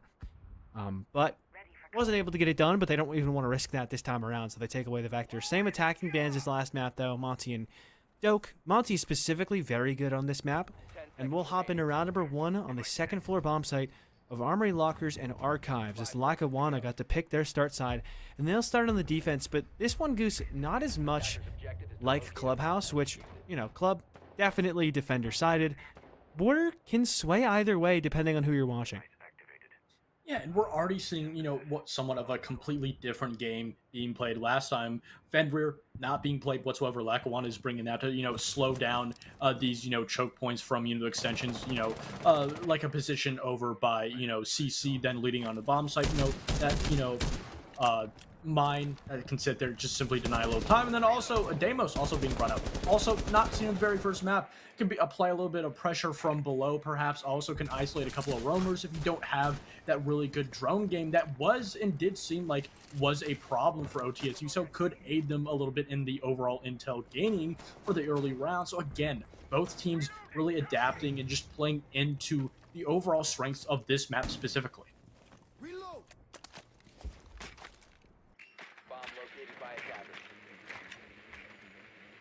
It will take some time for sure, as we have noticed that when OTSU do attack, normally they take a while to make some progress. They're not the fastest attacking team in the world. Lackawanna with not much of an extension here, though, so OTSU are going to notice that control is free and take it really quickly. They've only lost one drone thus far, and they've already got control over Top East, as well as CCTV and Break Room. So, really solid progress made here by OTSU. The next problem is going to be, how do we start to break into Office, or do we want to try and go Armory with this execute?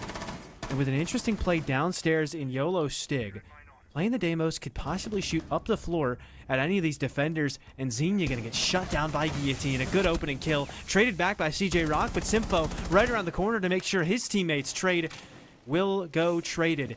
And an advantage now, straight up for OTSU. Another opportunity spotted into the site, and Simfo trades some damage with Snoz, but not quite another kill just yet. A C4 coming out is going to even it out just a little bit, and the single wall over in Archives is going to allow for AV to play relatively safely, allowing to play right behind this bomb chassis, just holding this position, giving OTSU a very difficult time of trying to find their way all the way over into this position to clear out the smoke. And on top of that, you have to also worry about the long angle being held by the TSG on the K, and just so many problems to deal with, and not a whole lot of time to find a solution for it. Yeah, they can't open up any more of these walls. They've ran out of Selmas, they've ran out of EMPs, and they've ran out of the Ace himself. Gets shut down real quick. Extras with his trade. But even still, how much more can you do? The cross is being readily watched, and so it'll be tough for Extras to make his entry. Tagged up by Schnoz trying to get in, and finished off by Tricky. The top metal walk not going to go anywhere because the frost mat finally comes into play. And Lackawanna College with a very solid start to this map.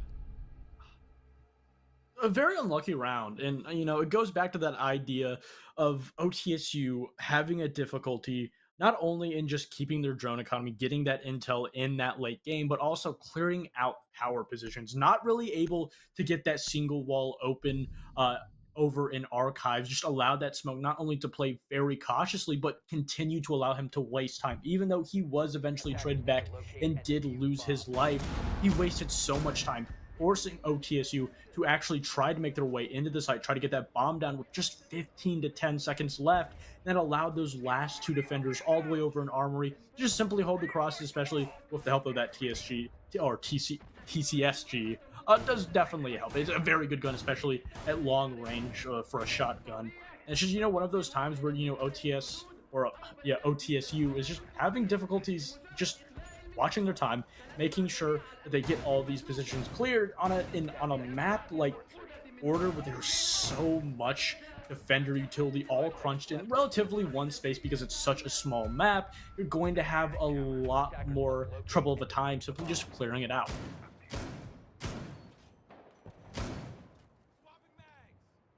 Well, certainly still opportunities for OTSU to make that forward progress. They bring the Deimos along for the second round in a row as well. That could make it easier to clear out the map, getting that live info oh so helpful.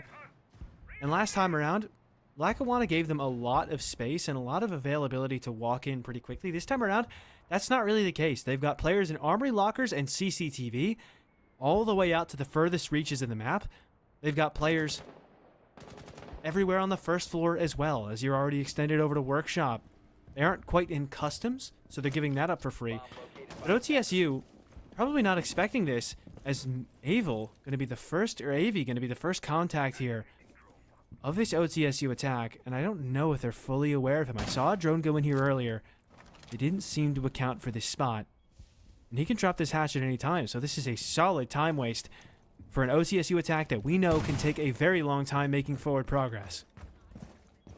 Yeah, and he's going to shoot his gun. I'm not exactly sure if that was just a mistake or if he's just trying to draw attention to himself, but it is very clear that he does want to stay in this position, that he does want to try and apply pressure.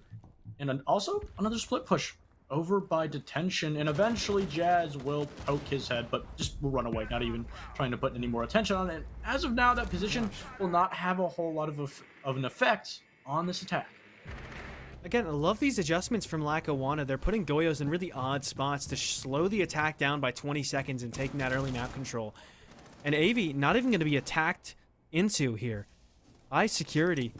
And so Lackawanna with good adaptations to slow this attack down, but even still, they give up that opening kill as Xenia will die first. That's a very good thing for OTSU, because otherwise they haven't done an awful lot early. They only have a couple of EMPs to start to break some of these hatches open. And even still, they seem to be completely unaware of the threat that is AV, and he's just made them pay for it. Extras is down, could possibly get a second around the corner, but Guillotine will shut him down and leave us at even in the last 45. Yeah, and yeah, bringing these flashbangs in replacement of those breach charges is going to punish Guillotine, just not being able to get this barricade open, you know, as effectively, efficiently, and because of it, CJ able to continue to play in this position. Not a lot of pressure being applied to him as of now, but with this opening over inside of Workshop, it's going to be a position that OTSU are still going to have to worry about. And nothing to break these castle barricades, and Tricky is going to shut down Sympho. So a good start, and they're not aware of the castle here, and so CJ Rock will shut the attack down too. Now YOLO Stig, his attention drawn between two different completely opposite angles, and at least Jazz able to get some kind of a knockdown towards the end of the round, but not allowed a single kill in the last 5 seconds. OTSU not even close to the bomb site. There's just so many problems for OTSU that I can't really pinpoint it to a certain position. And obviously, there is going to continue to be the problem of just simply not having enough intel on the position, specifically AV with that mute, just allowed to have not only so much map control, but eventually flank. And even though, you know, again, it didn't do a whole lot, only did get one pick, it wasted so much time, applied a phantom pressure, and on top of that, OTSU just not really getting rid of CJ inside of that Workshop position, allowing just to have that complete wall being reinforced, not even attempting to open that castle barricade, and also having the trouble opening that castle barricade over by bottom metal. There's just so many problems and positions that's being set up by Lackawanna early on in this defense that OTSU is either just ignoring or not really attempting to even deal with, and it's punishing them, and it's essentially just forcing them to go into certain just avenues, and these are avenues that Lackawanna have left open. They've allowed for these positions to be open and allowed for OTSU to try and occupy them because it's exactly where they want to go. They're exactly where these defensive crossfires are being held, and as of now, OTSU are playing exactly into the line of sight, exactly into the play style that Lackawanna have set up on this defense. And it feels like that last round. I mean, they've had slow attacks before, but that one was a whole new one. Between the Goyo cans slowing them down early, the castle barricades late that they didn't have anything to break with, maybe the Selma charges, but they were using them elsewhere. And then they didn't check their corners, they got shut down for that, and then they didn't even really get that close to the objective. So OTSU, gotta speed it up here, boys. Make some early progress. This drone, have somebody walk in behind it. Try and take a fight on a Xenia, caught all by themselves. That's exactly what they're gonna do, actually. And Xenia might get caught for it. Red ping on the player inside of customs, and Guillotine wants to take this fight. Worried about the player up on the hatch, but instead, he's gotta be worried about the player right ahead of him. C4 out, not gonna do anything, but the Deimos track on Xenia is gonna make sure that he cannot leave. And this Valkyrie gonna be stuck here. Flash out, and now's the time to go for the push. Looks like Guillotine wants to go for it, but they're still just stuck here. They're just waiting. Xenia isn't doing anything but stand here. And they've already burned almost all of Guillotine's flashbangs and a whole deathmark scan onto him, and he still wins the first fight. Lackawanna get everything they wanted and more out of that early interaction, and the Valkyrie scanned by the Deimos right after, just gonna let him know that she's nowhere to be seen as she took her kill and ran.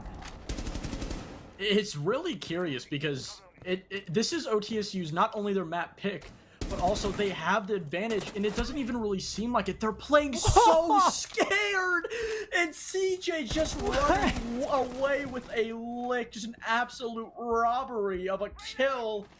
And OTSU, they have no answer whatsoever and continue to have unlucky plays, unlucky swings, not been given anything whatsoever. And even though they're up one map, even though this is their map pick, nothing is in their favor. Man, nothing at all. YOLO, trying to make something happen. But Stig is not getting anywhere. He's waiting for them to walk back into his line of sight. But I fear that's not going to happen. As he and Sympho upstairs. Getting shot at through the floor a little bit by Xenia. Nothing massive, just a little bit of damage dealt here and there. But just going to continue to worry them a little bit more. And still, no progress made for OTSU. Maybe they'll try to walk in through ventilation. That's certainly something. Probably have to burn a Selma charge in the process. No, he'll just take the damage himself, but shut down by Tricky because they didn't open the window. And then Tricky's going to kill 2 of them at the end. OTSU.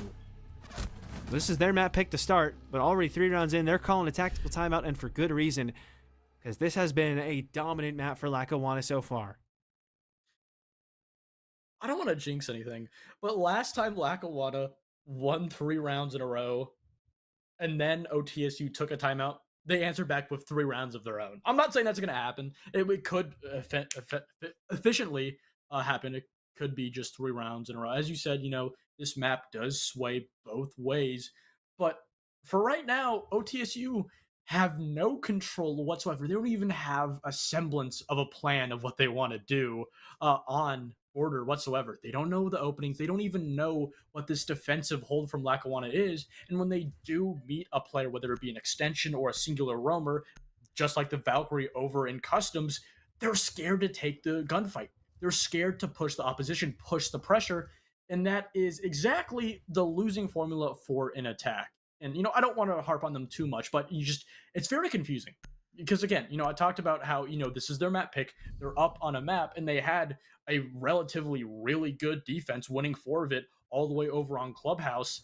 And it's just a completely different team in a bad way. And it really, just honestly, it's confusing for me because it's not what expected. I don't really see a reason. There shouldn't be a reason. There's not really any, massive, plays from Lackawanna really denying them this intel. We're not seeing that vigil.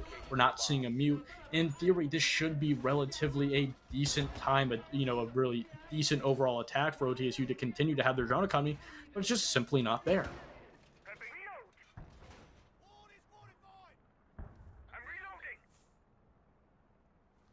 Well, Lackawanna back up to the 2nd floor.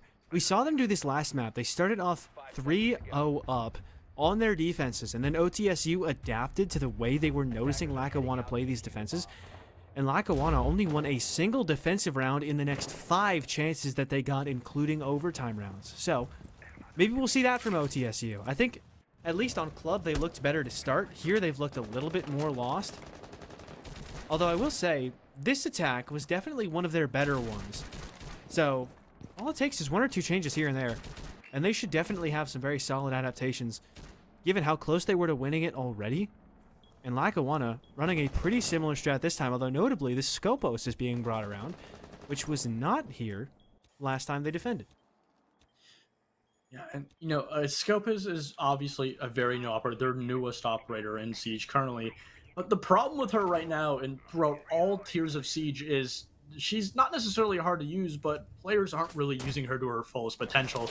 There is, don't get me wrong, a lot of potential in this operator itself, but we're just not seeing its fullest potential. We're not really seeing it use, a whole lot to its, maximum length, and just a couple of, poor flanks. But the very first opening pick again will go on to Lackawanna, shutting down that player on the side of OTSU, and getting rid of that floor is very early on is going to be so damaging for this attack. So much ability to just simply get rid of that defender utility, which, keep in mind, has already been a huge problem for the attack for OTSU, is going to continue in this late round. And also, just hanging on top of that little shelf there. Hanging out upstairs. And OTSU, a half that has started off a little rough for them, is only going to get worse. The prone player near the armory main wall almost caught out by Stig, but instead, nothing doing. He'll have to hope to maybe catch another one from below. But nothing done for OTSU just yet. It's that early kill for Lackawanna, and then OTSU again struggling to make any forward progress because they're not trying to contest for the map space that they have to contest for. Here goes the play into Office finally, but one player in Fountain, Xenia, has a nice crossfire here, and he can swing off the contact of the Fenrir mine, but Schnoz has killed Xenia, so he won't be able to swing off that contact anymore. Guillotine actually going to make it a straight-up advantage for OTSU, and this is definitely one of the more solid rounds they've had in a while. Kaid even getting targeted by the Deimos, So if YOLO Stig is in the right position, he could definitely make this work. He's on a nice cutoff angle. They just need to eliminate AV inside of Archives, but they're not aware of the AV yet. He will get shut down eventually by Sympho, who's barely worked his way into the site, but he's only got 6 health, and he's trapped behind the bomb chassis. No C4 for Schnoz. And the Guman will at least make it that he can't leave. He's got to take a fight here, and he will do a ton of damage to Schnoz. But there was just no chance. Backed himself up against the wall, and Tricky will gladly capitalize to give Lackawanna their 4th round in a row. The continued theme of not only Lackawanna having control of not only defense but board itself, but OTSU having a much better round there. But, chalking back to, it doesn't matter how good your early round is. It doesn't matter, how good you're able to find those picks, work that man advantage. If you don't have, whether it be a good idea of, the overall defensive setup on the bomb site, or just simply no drones whatsoever going into that execution, you can't really win the round, because then that gives the favorable side to the defense, allowing them to reside in these positions not only safely, but also change it up without OTSU realizing it, and just continues to put them essentially just going to this bomb site completely blind. And that's a main problem that they really haven't been able to find a fix for so far in Lackawanna. Not only have they 4 rounds in a row now, solidifying at least a winning half, but they have a chance for even more. And now going back down to this bomb site over in Bathroom, which, keep in mind, was nearly a flawless round, and OTSU are going to have to worry about this early game, and especially the roam, if they don't fix this intel game quickly.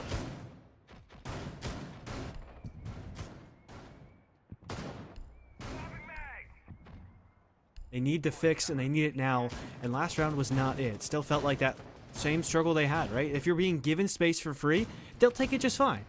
But they're struggling to pierce the veil of the hold from Lackawanna. This time around, Lackawanna seemingly curling up more and more around the site itself, noticing that exact problem that I'm pointing out, where if they're playing their site, if they're playing their angles off of one another, there's nothing that OTSU can do about it.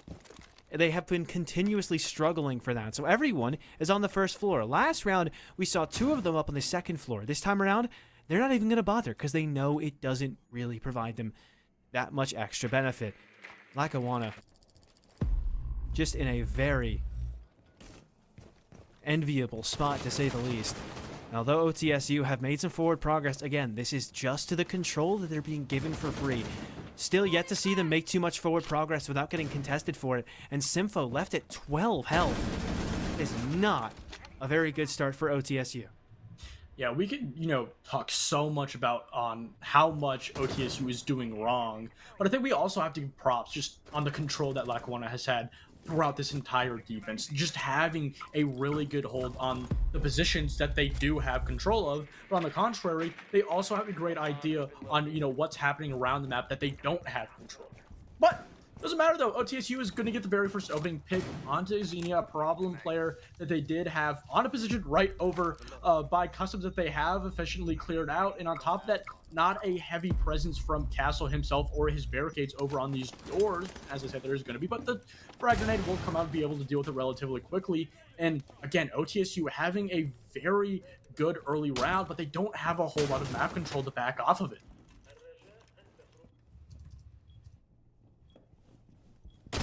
Still not an awful lot, and OTSU still struggling to move forward. C4 out, won't land on a Jazz, and Guillotine gets another kill. This is the best round that OTSU have had in quite some time, but they still need to get that execute down, which has been the hardest part for them to get down all game long. Extras going to start to plant in the corner, but he might get swung on. Sympho with a great peek, but Schnoz will take him down, so the plant not down yet. It's fine, though, because Guillotine has the response, and it has to be CJ Rock trapped inside of the bathroom, spotted and dealt with by Sympho. And CJ Rock goes down in the site, leaving OTSU with their very first round of the map. I love that name. It's CJ Rock? just a It's dope pretty name. cool. Like, CJ Rock is just a cool-ass name. But yeah, a very difficult round for Lackawanna. And for the very first time on Order, I can say there was a difficult situation that was forced onto Lackawanna, and not because of a result of them either playing poorly or just having poor positions. It was OTSU on the attack, seeking out these engagements, trying and dealing with these players close to the site and opening the site, allowing them to create an avenue and cutting off players over by bathroom and translating over on to workshop and construction. And it was a very great round. And again, it really begs the question of where has this been? Why has there been such a different shakeup translating from, a relatively good first map that, you keep in mind, stole away from their opponents? That was Lackawanna's map pick. This is OTS's map pick, and they're going down. It could be a 4-2, could be a 5-1.5, and, in theory, especially, I guess you could say in the older meta of Siege, maybe a couple of months ago, order could have favored, a 4-2.5. So getting a 4-2.5 for OTSU, in theory, couldn't be bad. But again, we don't know the presence. We don't know how good Lackawanna is going to be on the attack. And OTSU, their lastest effort and their best chance is to simply get this last round.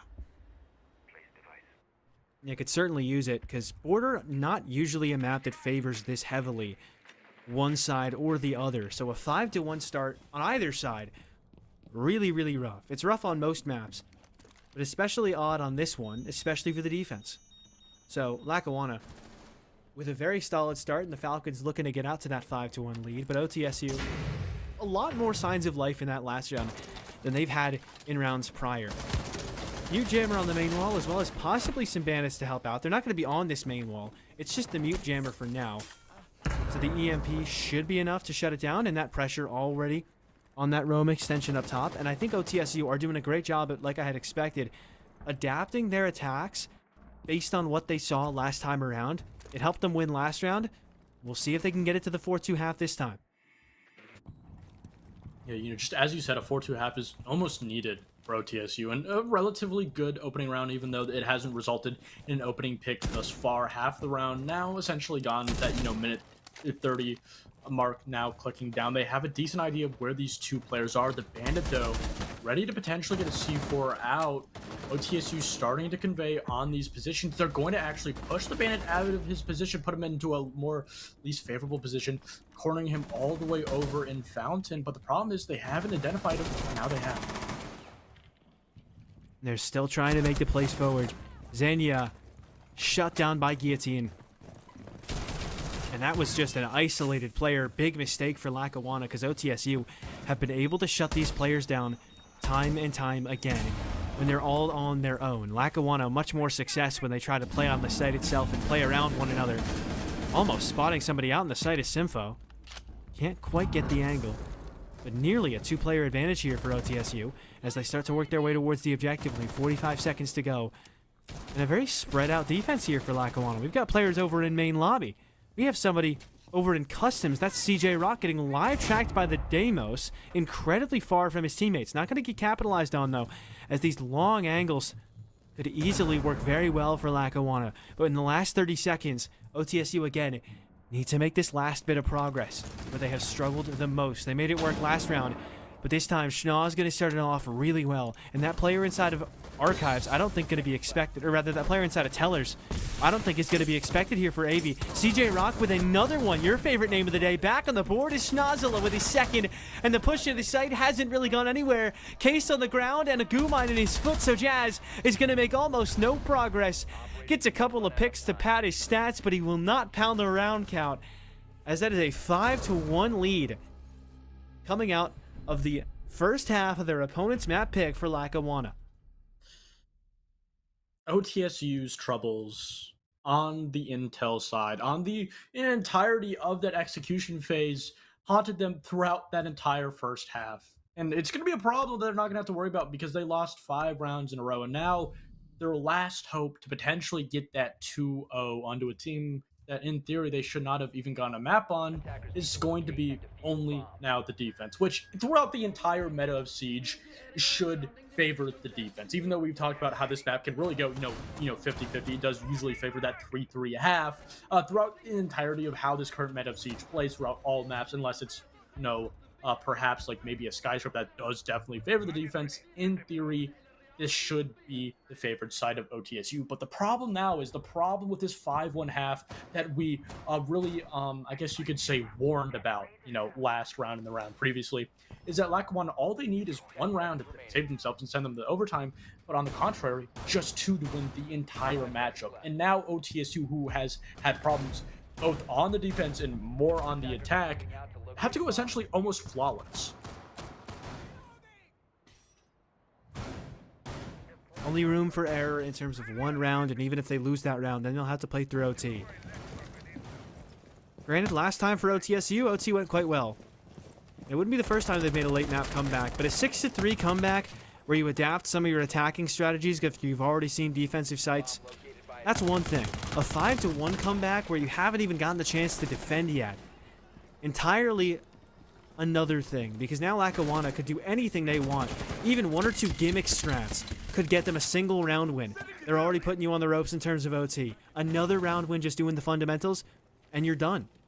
So Lackawanna have room to try out a lot here, and so I'm excited to see the Ying. It was banned last map. It looks like early aggression will come out towards Office, but Guillotine gonna shut it down. That Ying that I was so excited to see, dead first. AB at least able to respond quickly right after. And he might even get a second in a Fountain. The Doc is spotted, but not quite neutralized just yet. He will instead escape to box and keep himself up for later, as YOLO Stig caught out forward inside of Archives. The problem now with this attack is Lackawanna, they only have control of top east and a little bit of Office. No presence whatsoever over by CC in main breach by Armory. And this essentially allows OTSU to definitively play very comfortably on this back half of the map and not even trying to do a last-ditch, rotate over as Schizo gets one onto Smitho and continues to put the lead in the favor of Lackawanna. And this one-sided attack, this one-sided push isn't really punishing that much. OTSU is being very still. And a nice start for YOLO Stig as he'll shut down the case as it tries to make its way into the bomb site. He is in a corner right now. There is no world in which he should be allowed to get more, and he won't. Schnazela shuts down Jazz as soon as CJ Rock's able to shut down YOLO Stig. And it has to be extras on a major flank, caught out by the Nomad charge, covered by the ACOG of Schnaz, and it will be that ACOG, not even, the 3-time scope on the DMR to shut down the Thorn. And now it is match point for Lackawanna. Not exactly what we expected. I think both of us did say this second map was going to favor more of a 2-0. Doesn't look that way that much anymore. It looks like more of a map 3 per se.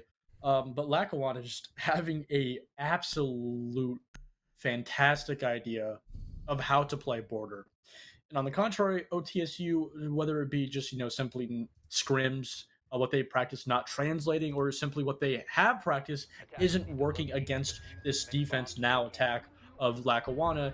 It's just simply not there. What they're bringing is having no success whatsoever, aside from one round that, could argue did, simply fall to just a couple of gunfights going to the way of OTSU, getting the better of a bad situation of an isolated player being on that top floor over by Archives and Fountain. But nonetheless, it does not matter the mistakes you've made, the success you've had, whether it be an entire round or a couple of kills you got in a round that you lost.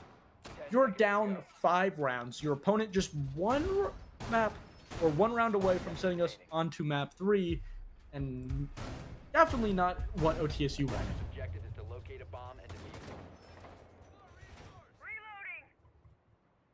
it. Surely not. It doesn't take a genius to guess that one. I love when we do those little things, right? Where it's like, yeah, if they want to win this game, like, well, yeah, I'll stop you right there. They do. They wouldn't be playing otherwise.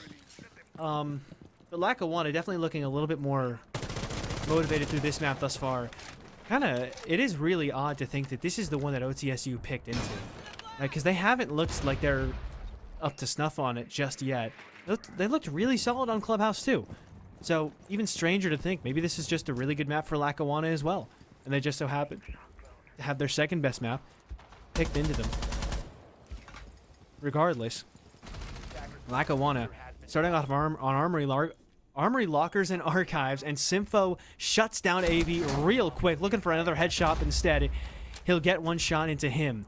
As Simfo put down right after, and Xenia at least able to trade out that early death of his teammate. Getting rid of the ace, though, is just going to be so hard for Lackawanna. And if I'm correct, they have no other hard breach.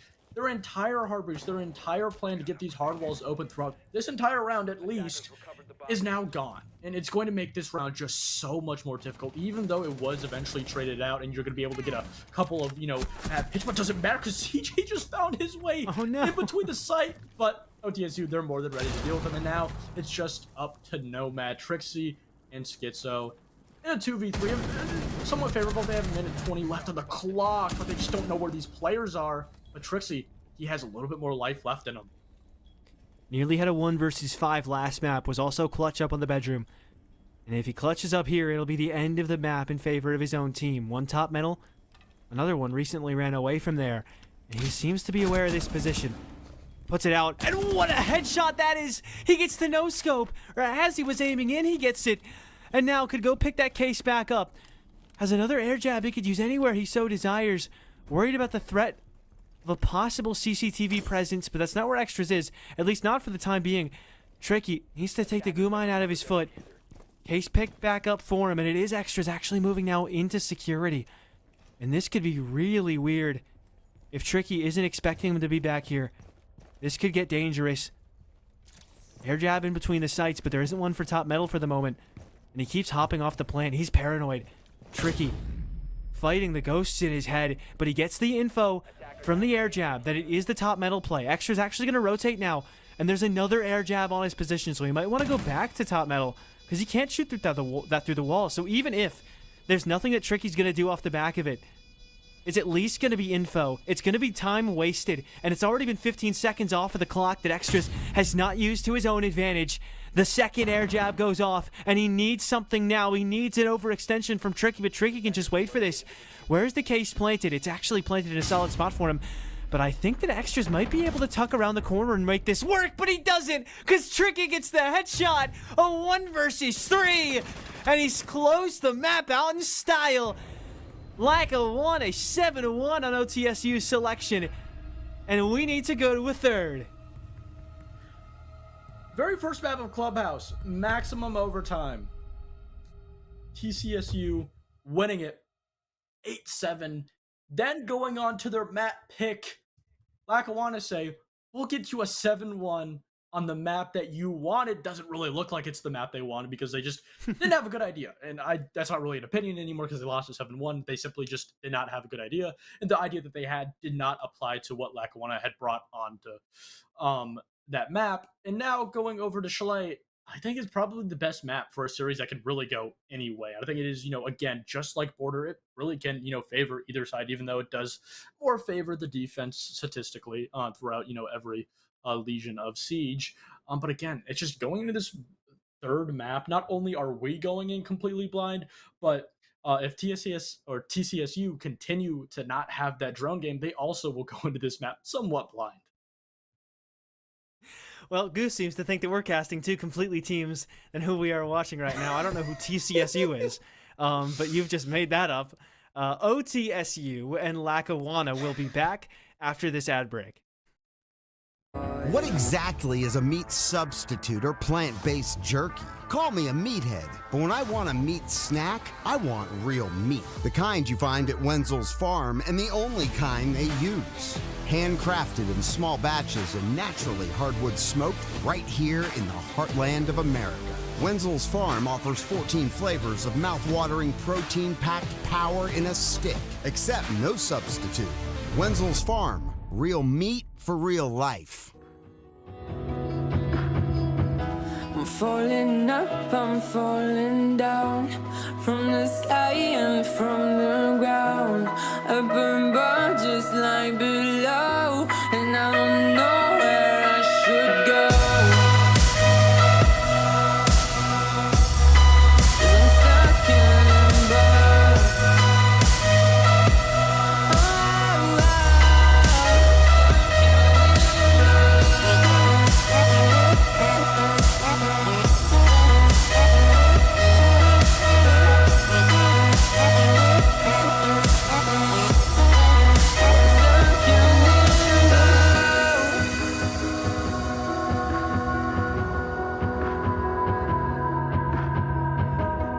not to love, but I guess I deserved it. Trying to hide, to pass you by. I'm getting time, I'm feeling fine.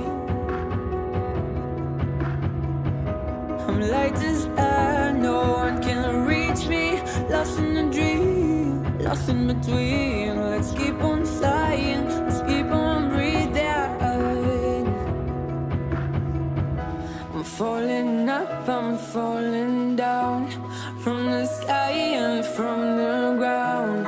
Up above just like below. And I don't know where I should go.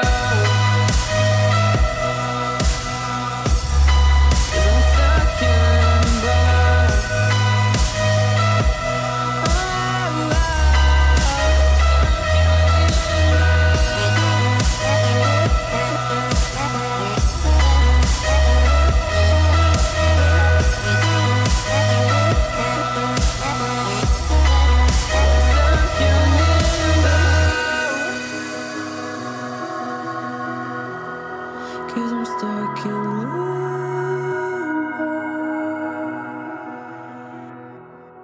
Cause I'm stuck in limbo.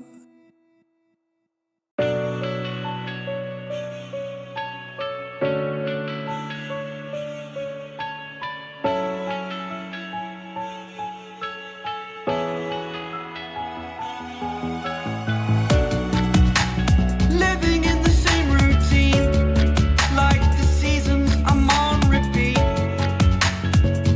It's a long way down. Trying not to follow suit. Don't like the color, I'll change the shade of it. I'm not afraid of it.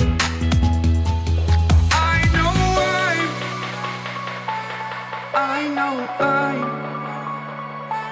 holding on to this, holding on.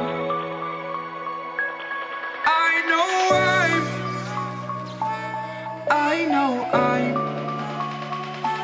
holding on to this, holding on. Don't let me repeat it.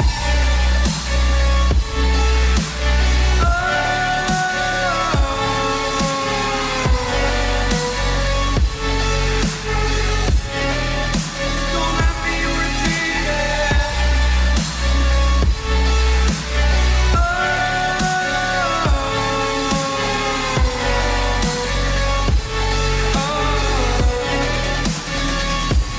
I know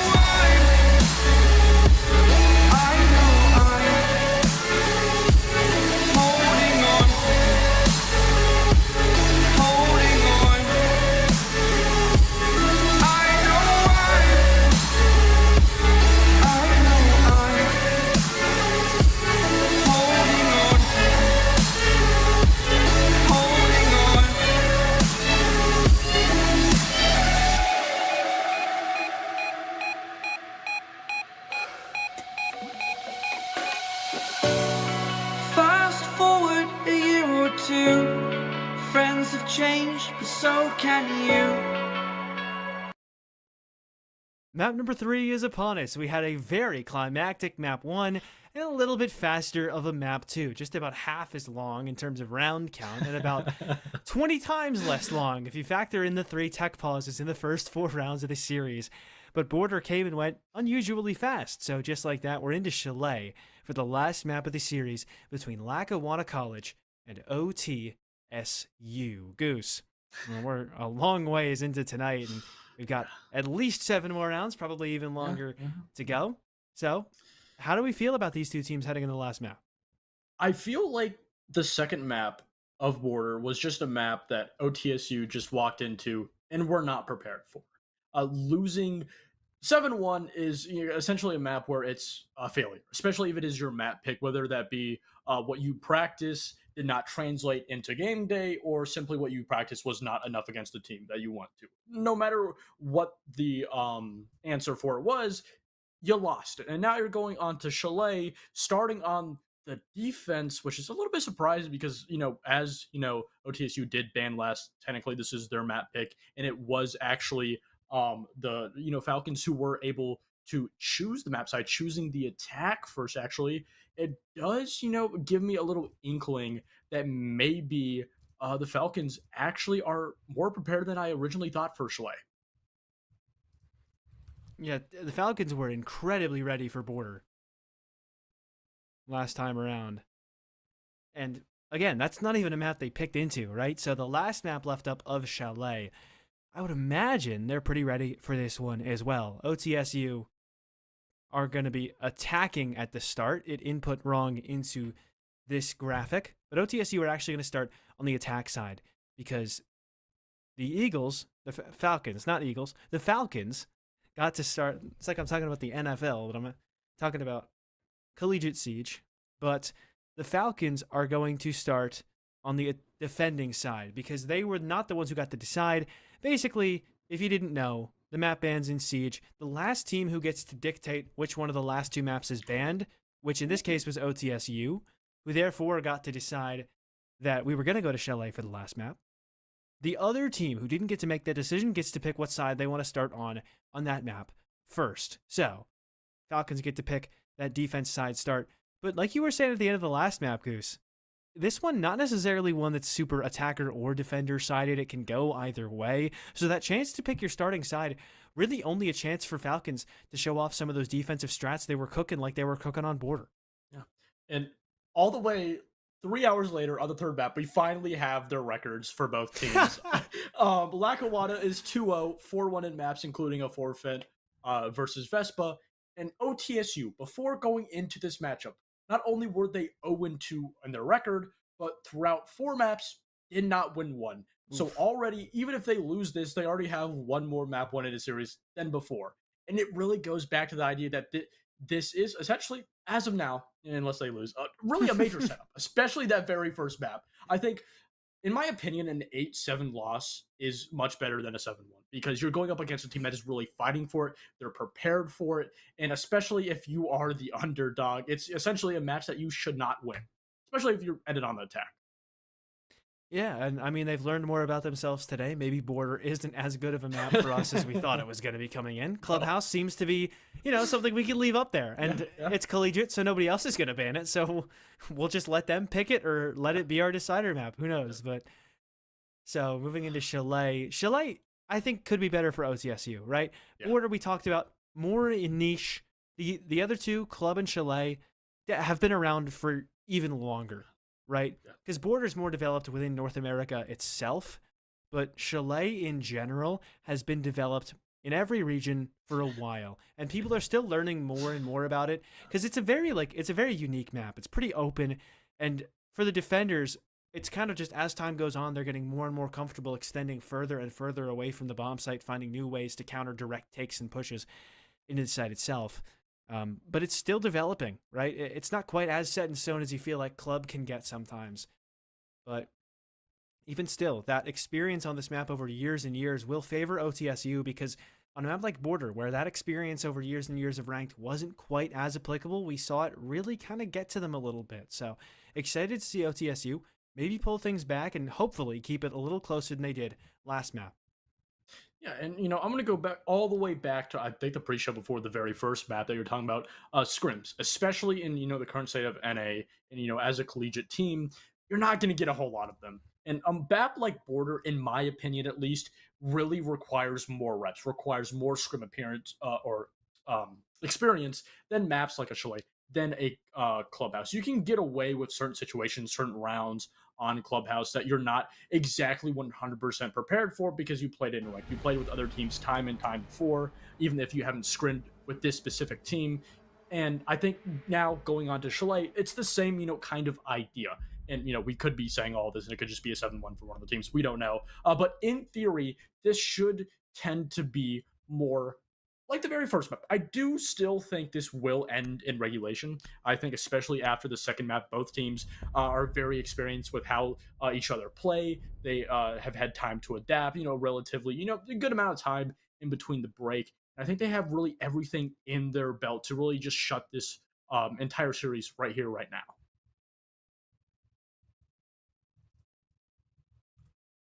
Well, they do have that chance.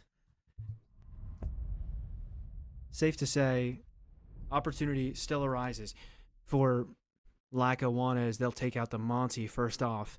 And they have looked a little more what's it called? They have looked a little bit more convincing as the night has gone on. Definitely on the upper hand, had the upper hand a lot more on Clubhouse, I would say. Felt like they were more in control of the game until the very end when OTSU went on a massive run.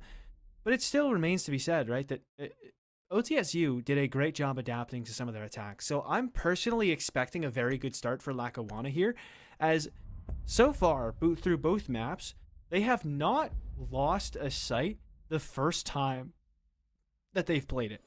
OTSU, in terms of winning their attacks, are very dependent on seeing a site in full already and being able to adapt to that. The second time through objectives, OTSU have won 4 of the 6 times, but Lackawanna, the first time through sites, haven't lost them.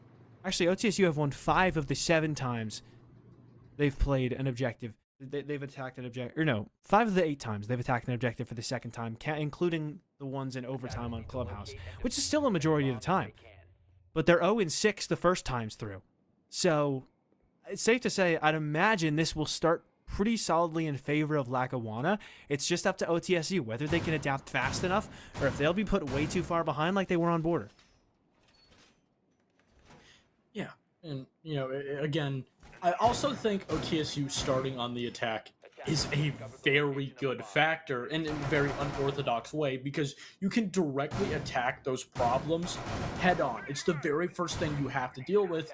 Obviously, it was not the solution on Border, but now you've had 2 maps, both very close, winning one, and then one not so close. So you've been able to see your faults. You've been able to see the success, what works, and, you know, kind of some of the patterns that Lackawanna will more than likely have throughout, you know, their entire theory of how they want to play this entire series and how they play Siege, not just how they approach each map itself.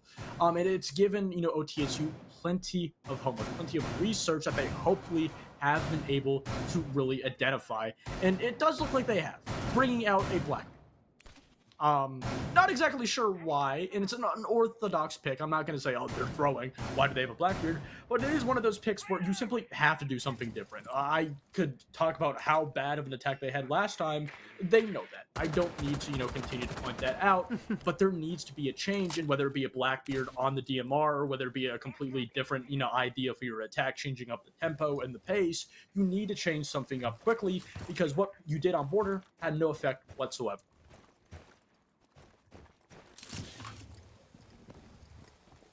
Border's in the past. It's chalet time now. Gotta lock in on what's currently happening. Unfortunately for OTSU, still a lot of the same issues in terms of the slow attacks, as they don't have anyone into the building quite yet. Still trying to make progress. The instant they do, Xenia. We all heard that. That was only 2 or 3 shots maximum. And he just puts extras to sleep on this solar stairs position, getting played on from outside of the window by a Blackbeard, who's still got 2 shields up as well. So, dangerous fight for Xenia to take. But this is yet another time where it's Xenia specifically, like Customs on the last map, where he's just standing there, and no one's actively pushing him. He gets a kill for it, and he's wasting so much time here. Yeah, it's been a continued theme for OTSU, is just wasting time. This time around, though, it's going to be on the early round. It's not going to be on the actual execution itself. Losing that very first pick, getting that trade back wasn't necessarily a problem that we saw in the 2 previous maps, but it's a new problem that's now propping up and is going to continue to be even more as CJ gets yet another, and these problems, Lackawanna continuing to take advantage of them. And OTSU struggling to make forward progress. The E1D at least going to catch out someone. They can't even shoot the mute jammers with no scopes. The bullets are just not going where they want them to go. And there is still Xenia on solar stairs, by the way. He has been here for 2.5 minutes, and there is still someone challenging him from the solar windows. Even with 20 seconds to go, half of OTSU aren't even, or 2 of the 3 players remaining for OTSU aren't even into the building yet. They're trying to jump in, but they can't get it done. They're only taking the 2nd floor control. They may not have anybody on the same floor as the bomb site. when the round actually ends, Jazz is going to try and make some forward progress, but they're not even close. Everyone on Lackawanna could sit in a corner and nobody dies. That's just not something that can happen, guys. I hear a lot of frustration in your voice. I want to be nice because I know it's like it's D2, and I want to be like that just cannot be happening no matter what level we're at. We just didn't do anything. Like that's very, and that's like I don't. I'd like to think I've been pretty nice tonight, but that's just like you can't really sugarcoat that. They're not even on the same floor as the site and the round end. Like I don't know. Yeah, and it goes back to that idea of them simply just playing scared on the attack. And, I don't, again, want to harp on them too much, but it's just confusing to me because we didn't see that in the very first map on Chalet. Or not Chalet, but Clubhouse, rather. Sure, they did lose a lot of rounds. They were in, relatively bad positions going into the execution of those first 3 attacking rounds. But not once were they ever scared to really push up, try to take space. Even if they did fail, they didn't push themselves back. They didn't, start to play scared, didn't go for the swings. Especially, I remember one situation, they were pushing a Valkyrie inside of Archives. 2v1, they had the ping, they flashed him, still didn't push him. And it's really confusing. And I think it goes back to potentially the idea of that maybe in these next 2 maps after Clubhouse, they're just having a difficulty of getting that intel, whether it be just simply a problem they're having, or if it's Lackawanna doing a better job of denying it, it's there, and they're really feeling the result of it. Well, new round, new chance for OTSU. That's only the first time. Only the first round they've played all map. Still opportunities for them to make some more progress faster. They've got a Yanda this time as well. Very good for gathering more info, which may be the issue in terms of why they've been going slow. Already spotting out a Scopos camera all the way in the basement as well. So you could walk in, have someone break that. And as it looks like Guillotine is going to walk into Snowmobile Garage, they will be able to break one of the Scopos shells. So very solid start. And you can see now as we're looking at the Scopos, that little thing on the bottom left side of the screen will let you know that one of the Scopos shells is completely dead. So good job, good early progress denying that info and at least taking some space inside of the map. You've got extras on the office balcony. You've got Jazz in on the first floor and Guillotine working his way up the fireplace stairs. Much more progress being made earlier on by OTSU. Yeah, and the great positioning, and I think this is exactly what they need. And as I say that, Lackawanna, they shut down the very first opening pick, that being on the entry player of the Ayana on Jazz, not going to have any success there whatsoever. And the problems of this attack continue just right on for OTSU, going now into this later half of the round, not again being able to find an answer back, a trade, and playing a little bit scared. They do have some control over by Library, clearing it out. Should relatively find that it's going to be clear, but they still have to worry about this top hold over inside, over by Reading. Jazz already dead. OTSU starting to pressure the objective early though, and it looks like this master side, this office side rather, where they're going to end up is Guillotine. My goodness, so much damage taken by just the Evil Eye, and not even really shooting back at it. He's trying to bait so extras can get rid of it. Finally does, but there's another one. There's another one. He's about to die to the Evil Eye. And he may not even recognize it. Xenia will get a kill with one of the shells. A triple kill for Xenia in the round, as this Evil Eye is annoying to no end the OTSU attackers. And nobody making any progress. They keep getting stuck on this Maestro cam. And with 20 seconds left, they're still trying to shoot it, but Xenia's on a quad. Might even make it an ace. But YOLO Stick is just sat up on the roof, so he won't even give them the chance. He'll just save his KD. Still hasn't died in the first 2 rounds after Lackawanna have taken both of them, and OTSU with a lot to talk about after that start to the game. Operators, you are out of time.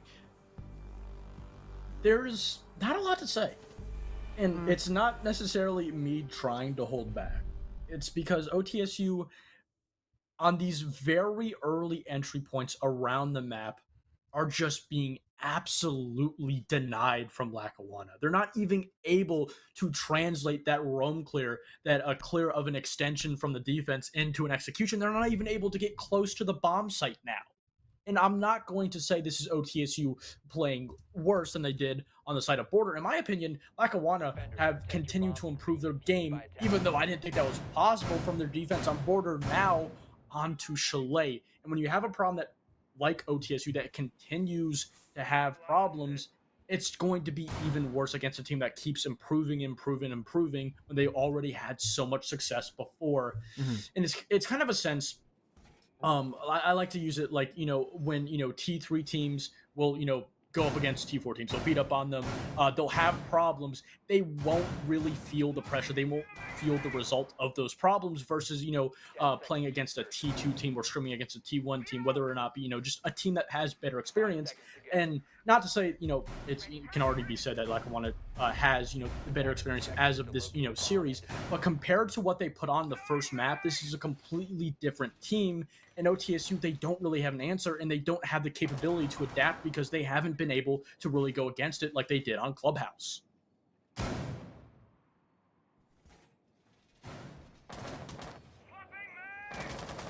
Well, I will say this is what I was expecting. OTSU normally do get off to some of these slow starts on their attacks. Down to Lackawanna to make sure they don't get adapted on. Jazz with some early pressure already towards Office. There's 2 players in there. He could walk in for some very early kills, and I at least like this, even if he dies here. This is early progress that they have not even gotten close to making. In prior rounds, he's got a drone ahead of him too, with extras on the Office balcony right behind him. And the walk-in, almost denied, as it's Schnoz sat behind half wall, just waiting for this chance. He's got Tricky nearby to help him as well, but it's the opening kill for extras, and they're ready for the player from Piano as well, but not ready enough. Because now Tricky's got an extra kill, and Jazz is still down on the floor, yet to be shot that one extra time he needs to be shot at to confirm that kill. But if nobody else comes up here to support, they will just let him bleed out, and it will be an advantage for Lackawanna. In spite of the early quick plays from OTSU, it looks like this round going to open up all the same the way the last ones have. So far, relatively, I guess, compared to the other rounds, this is a better start for OTSU. And sure, they're going to have that player down, but they're able to find a pick, but Tricky just being able to completely bait this down player, still not being able to be dealt with whatsoever. He's just going to continue to bait every single bit of juice out of Jazz, and they're just going to let him die. And, that is probably the best situation. You've already lost 2 players to this, trying to retrieve this down player. A minute left to 2v3. OTSU still in a very decent position to try to get this get back. They've certainly got chances, that's for sure. Presence inside a library as they were able to shut down an extra player in this area. With both Schnoz and Xenia on the floor. Definitely the best round we've seen out of OTSU so far. And this is a Bar Games attack, by the way. So unusual to see them give up all this control very fast. Tricky's still in Piano, though. He's going to try and hold this case out. Seems to know that he has it down, and he knows that he has this spot on lockdown. As another player challenges him only to meet their doom in the process. A 4K for Tricky, and the Frost will put Lackawanna College up 3-0 after the first quarter of the game, and he is so clean coming around the corner. OTSU making a lot of progress in that round, and only if they didn't have that downed player, I think it just would have been a lot better. But also, as soon as they had that down player, they just put too much pressure on just trying to retrieve him. And obviously, there was a lot of map control that he was residing in. And if they were able to get rid of Tricky, get that revive player up, not only would they get an additional teammate, but also they'd get a plethora of map control on top of it. And it's kind of a situation where it's like, you kind of have to. And not only is he, another teammate you can get, but he's in a position that you really do have to get that map control. And Lackawanna playing into it very well, realizing that they essentially did have to push him in that position over by Piano. And again, it's just Lackawanna playing a great game. And we can talk about on how much OTSU is doing bad. But when you have Lackawanna not only putting themselves in really good positions, but also reading this series so well, reading when they're in a very favorable position and when they're in a least favorable position, falling it back, giving a little bit of respect to OTSU, giving them the map control, just the smallest about that they need to waste a little bit of time. Lackawanna are always doing it. They're always ticking off every single box, doing their due diligence, and just not a whole lot of faults on their end. Well, certainly chances to make the comeback happen. This is where it needs to happen, though, right? Because what's happened by this point in the game? They've seen every single site once. And from this point on, they have a winning record attacking into these kinds of objectives when they know what to expect, when they've already seen this defensive site at least once. They're 5-8, or 5 of 8, so 5-3 in these rounds. Unfortunately, they are 0-9 now by this point. Still haven't won a single one of the first 3 attacking maps they've played on any map. But the comeback could happen here. You get this to 2-4, 3-3 even better, but even just a 2-4. And this isn't looking that terrible for OTSU if they work their way under their defensive half, but you just need to make a little bit more forward progress quickly. Last round was the closest one that you've had, and it was the one where you tried to make fast progress as quickly as possible.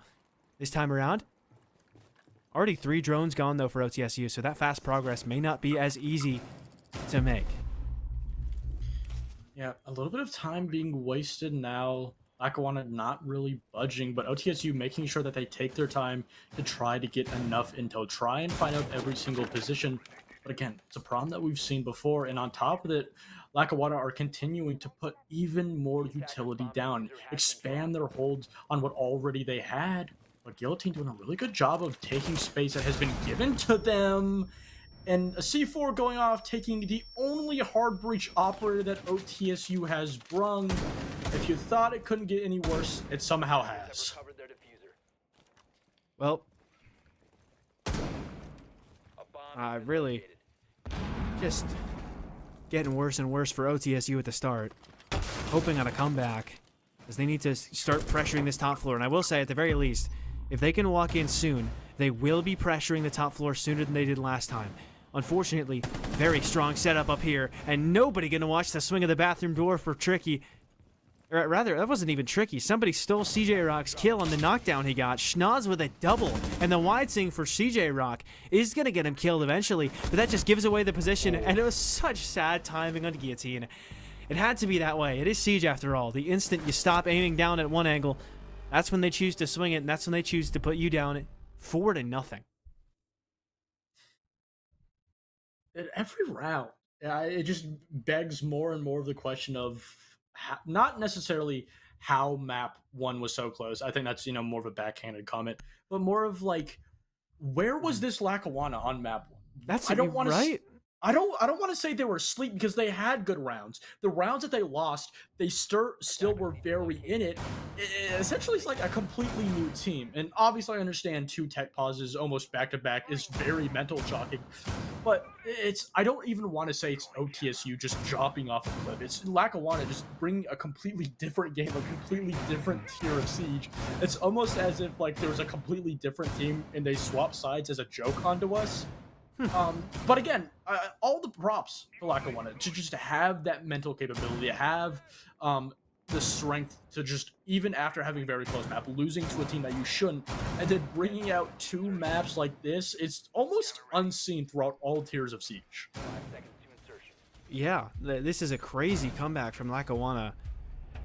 And it really does feel like they have been so one-sidedly dominant on the last 2 maps. They are up 11-1 across the last 2 maps, and they lost the map that they picked, mind you. It's not even like OTSU picked into a really good map for them and they just aren't as good on some of the other maps. OTSU won in maximum overtime the map that Lackawanna wanted to go to, and since the map that they picked into, Lackawanna have only lost 1 round. So that's crazy. Maybe not OTSU, but maybe not just OTSU, seemingly. Thinking about whether or not they should pick into Border in the future. Maybe Lackawanna should think about whether they want to pick into Clubhouse, because this has been dominant from them ever since. But look at these adaptations. Yet again, OTSU doing a great job at changing up how they play the round, depending on what they saw last time.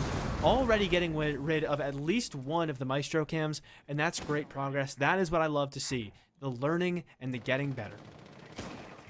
And to be fair, the overall extensions from Lackawanna, honestly, obviously it plays, a lot more different than you do see on a Clubhouse, has just been, so much more, using a lot more presence in defender utility. But did he shoot the... Okay, it was electrified. I thought he shot the ace charge through the reinforced wall. But going back to my point, Lackawanna just doing a great job of changing up their defensive rounds. Even though they do go back to sites that they've played previously, they understand that's going to give a little bit more intel, a better idea to OTSU on how they're going to play it. And because of it, they switch up what they're going to do. They switch up whether it be their placements, the operators they bring, whatsoever. Nice. AV swinging, followed by Xena. It's just situations that OTSU, they think they have an idea of what they're going into, and then they go into a defensive setup that's completely different than the round previous. And great changes by Lackawanna. It seems they too have been adapting and adjusting what they're walking in with on a round-by-round basis. And CJ Rock with a big swing. And when you're pulling off plays like that, you just know today was your day. Nice shot for Simfo on a 1. Possibly make it work on a 2nd. A little bit off the mark. But OTSU likely not going to win the round. So I feel like the only goal that Simfo could have here is to try and stay alive as long as he can to give his team time to talk it over. But CJ Rock will put that dream to bed real quick. Nice clean shot. 5-1 or 5-0 lead for Lackawanna with the chance to make it a flawless half. I'm going to take a quick break to look at this overall series as a whole. Even if OTSU, even if they lose this last map 7-0, I don't want to take too much away from them. Simply just not only getting that map, but getting that first map so competitively is a huge step up from what we've seen previously. And it also gives them a lot to learn from. And, you can say, maybe Lackawanna just Clubhouse isn't their map. It's a map that, maybe they shouldn't have picked into. Maybe they just simply were not awake and they didn't show up. It's not an excuse because as we've now seen through these 2 past maps, we can see Lackawanna can be absolutely dominant. They're showing why they are the first seed and even potentially, competing to go into D1. And it's kind of a sense where, whether or not Lackawanna didn't show up, OTSU still had to put up a very good Clubhouse on that very first map, still had to put up good rounds, still had to put a lot of contention, and, didn't see a whole lot of fear that we are now seeing on these 2 maps. And there's still a lot of success that they can really take away from that first map and hopefully start to apply it and try and find a way back into this last map if they want to keep their hopes at winning a series still alive. Well, at the very least, you come out today with a map win. Certainly something. You'd like to come out of this map with a round win as well. Still, though, it doesn't feel like attack is where they're going to do it. It's where they've been struggling a lot.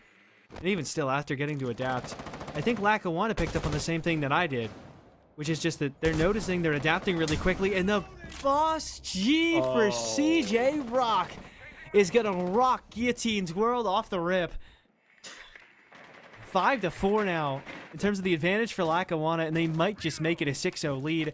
As OTSU, they were making not much progress as it was. They were already taking their time, but that's not going to, certainly not going to make him go any faster.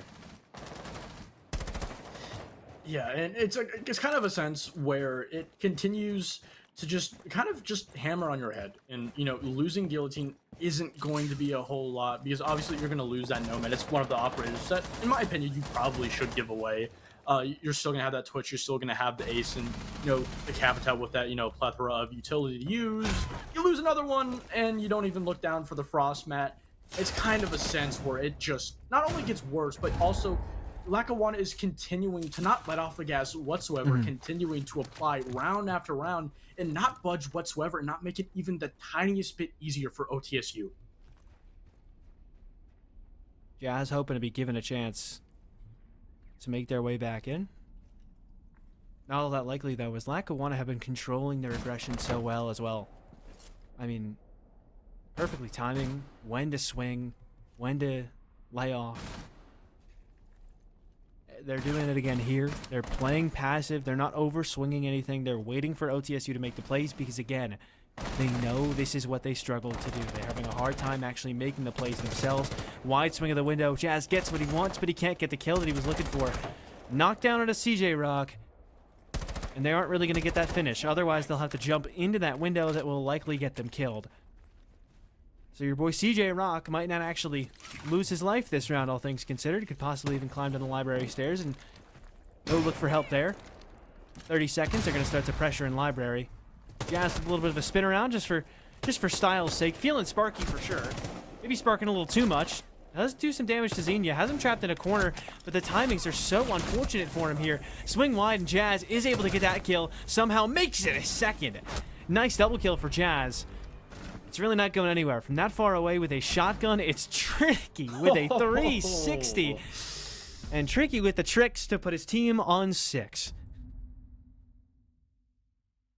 6-0 half for Lackawanna. And that is exactly what you would want, continuing to hammer home the idea that you are definitively just dominant, making sure that they know we are the first seed.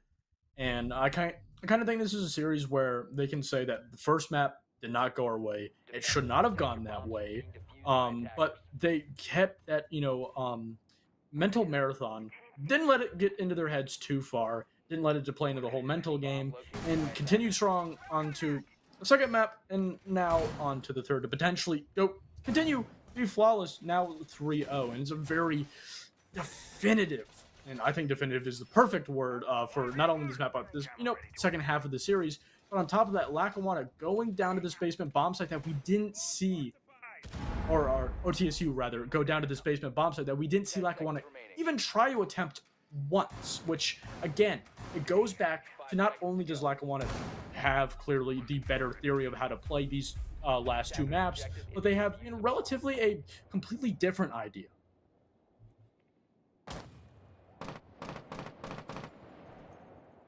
Well, OTSU. At least they're on defense now. They've looked a little more comfortable here from time to time. I think on the first map they won a majority of the defensive rounds they played, which, speaks to some more comfort perhaps. But Lackawanna with their first chance to really get an attack going in quite some time. And already the Osa walking in, Tricky taking some solid space with that. Both he and AV have not even died yet, so still a lot yet to be done here for Lackawanna. Maybe you could call it a win if you at least make sure nobody on their team plays the whole game without dying, but for now, OTSU, very structured roam, far out of the sight, but Lackawanna looks like they want to go direct with this.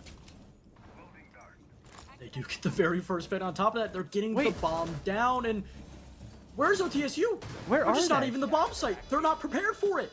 They weren't at all. They had a heavy roam setup. They were expecting the full clear, but this direct take with nobody on the dining hatch, that's a recipe for disaster every single time for the defense. Set up on the shield is tricky, but he's put down right after, and at least they've put down the 2 deathless members thus far, but it's not looking awfully good for OTSU. We may see a flawless map to close our night out here, folks, as Guillotine and Jazz, the only ones who could stand up against it. Long angle to cut off Guillotine's rotate, and Xenia will cut down Jazz. A 1 versus 3 for the Goyo. Able to find one. Could possibly get another on the long angle, but it's not meant to be. Schnozzala will close us out real quickly.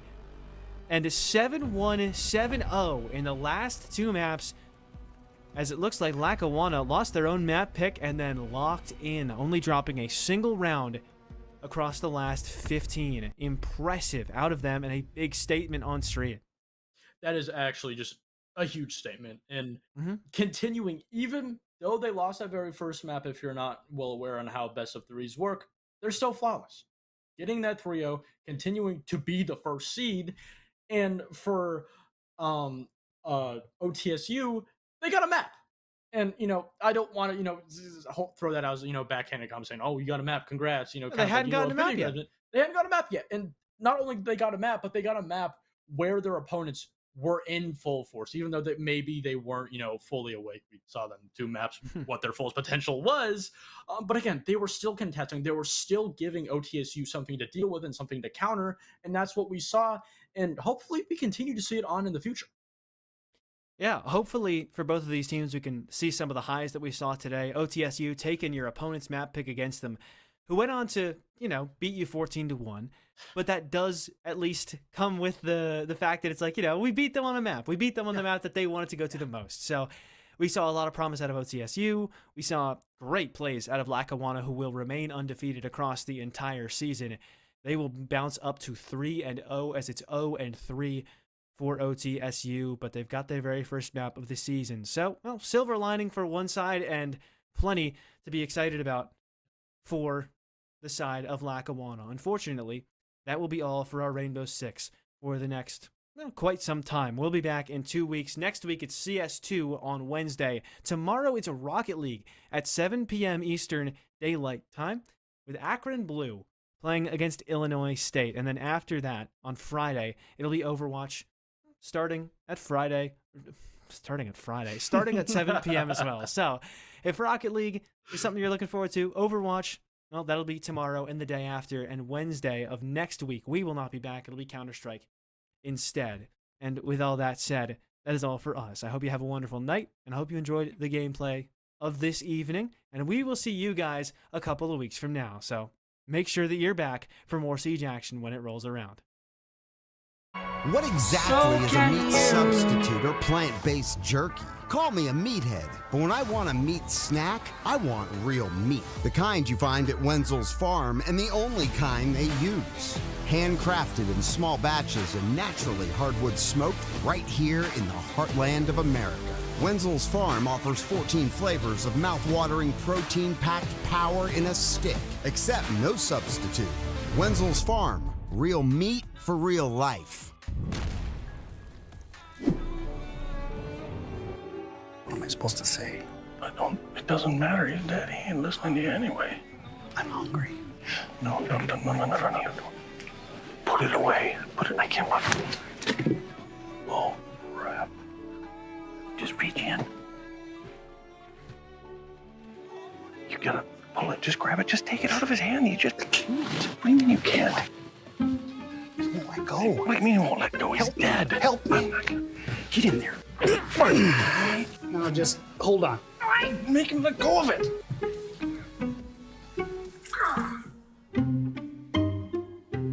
No, I got you. Just go in for a hug. Go and get on in there. It's a bad loss. Yeah, hug him up. Just reach. Hug him up. He's breathing. On the other side. Go. I can't do it.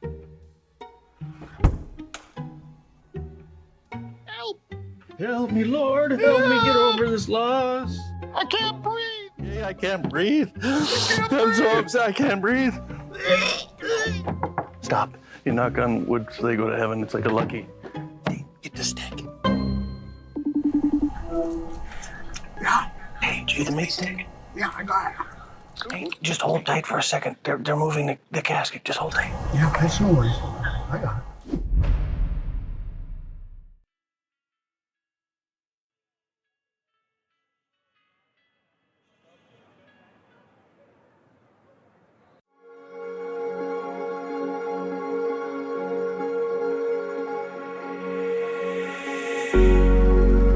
Cigarette ash, it looks like snow.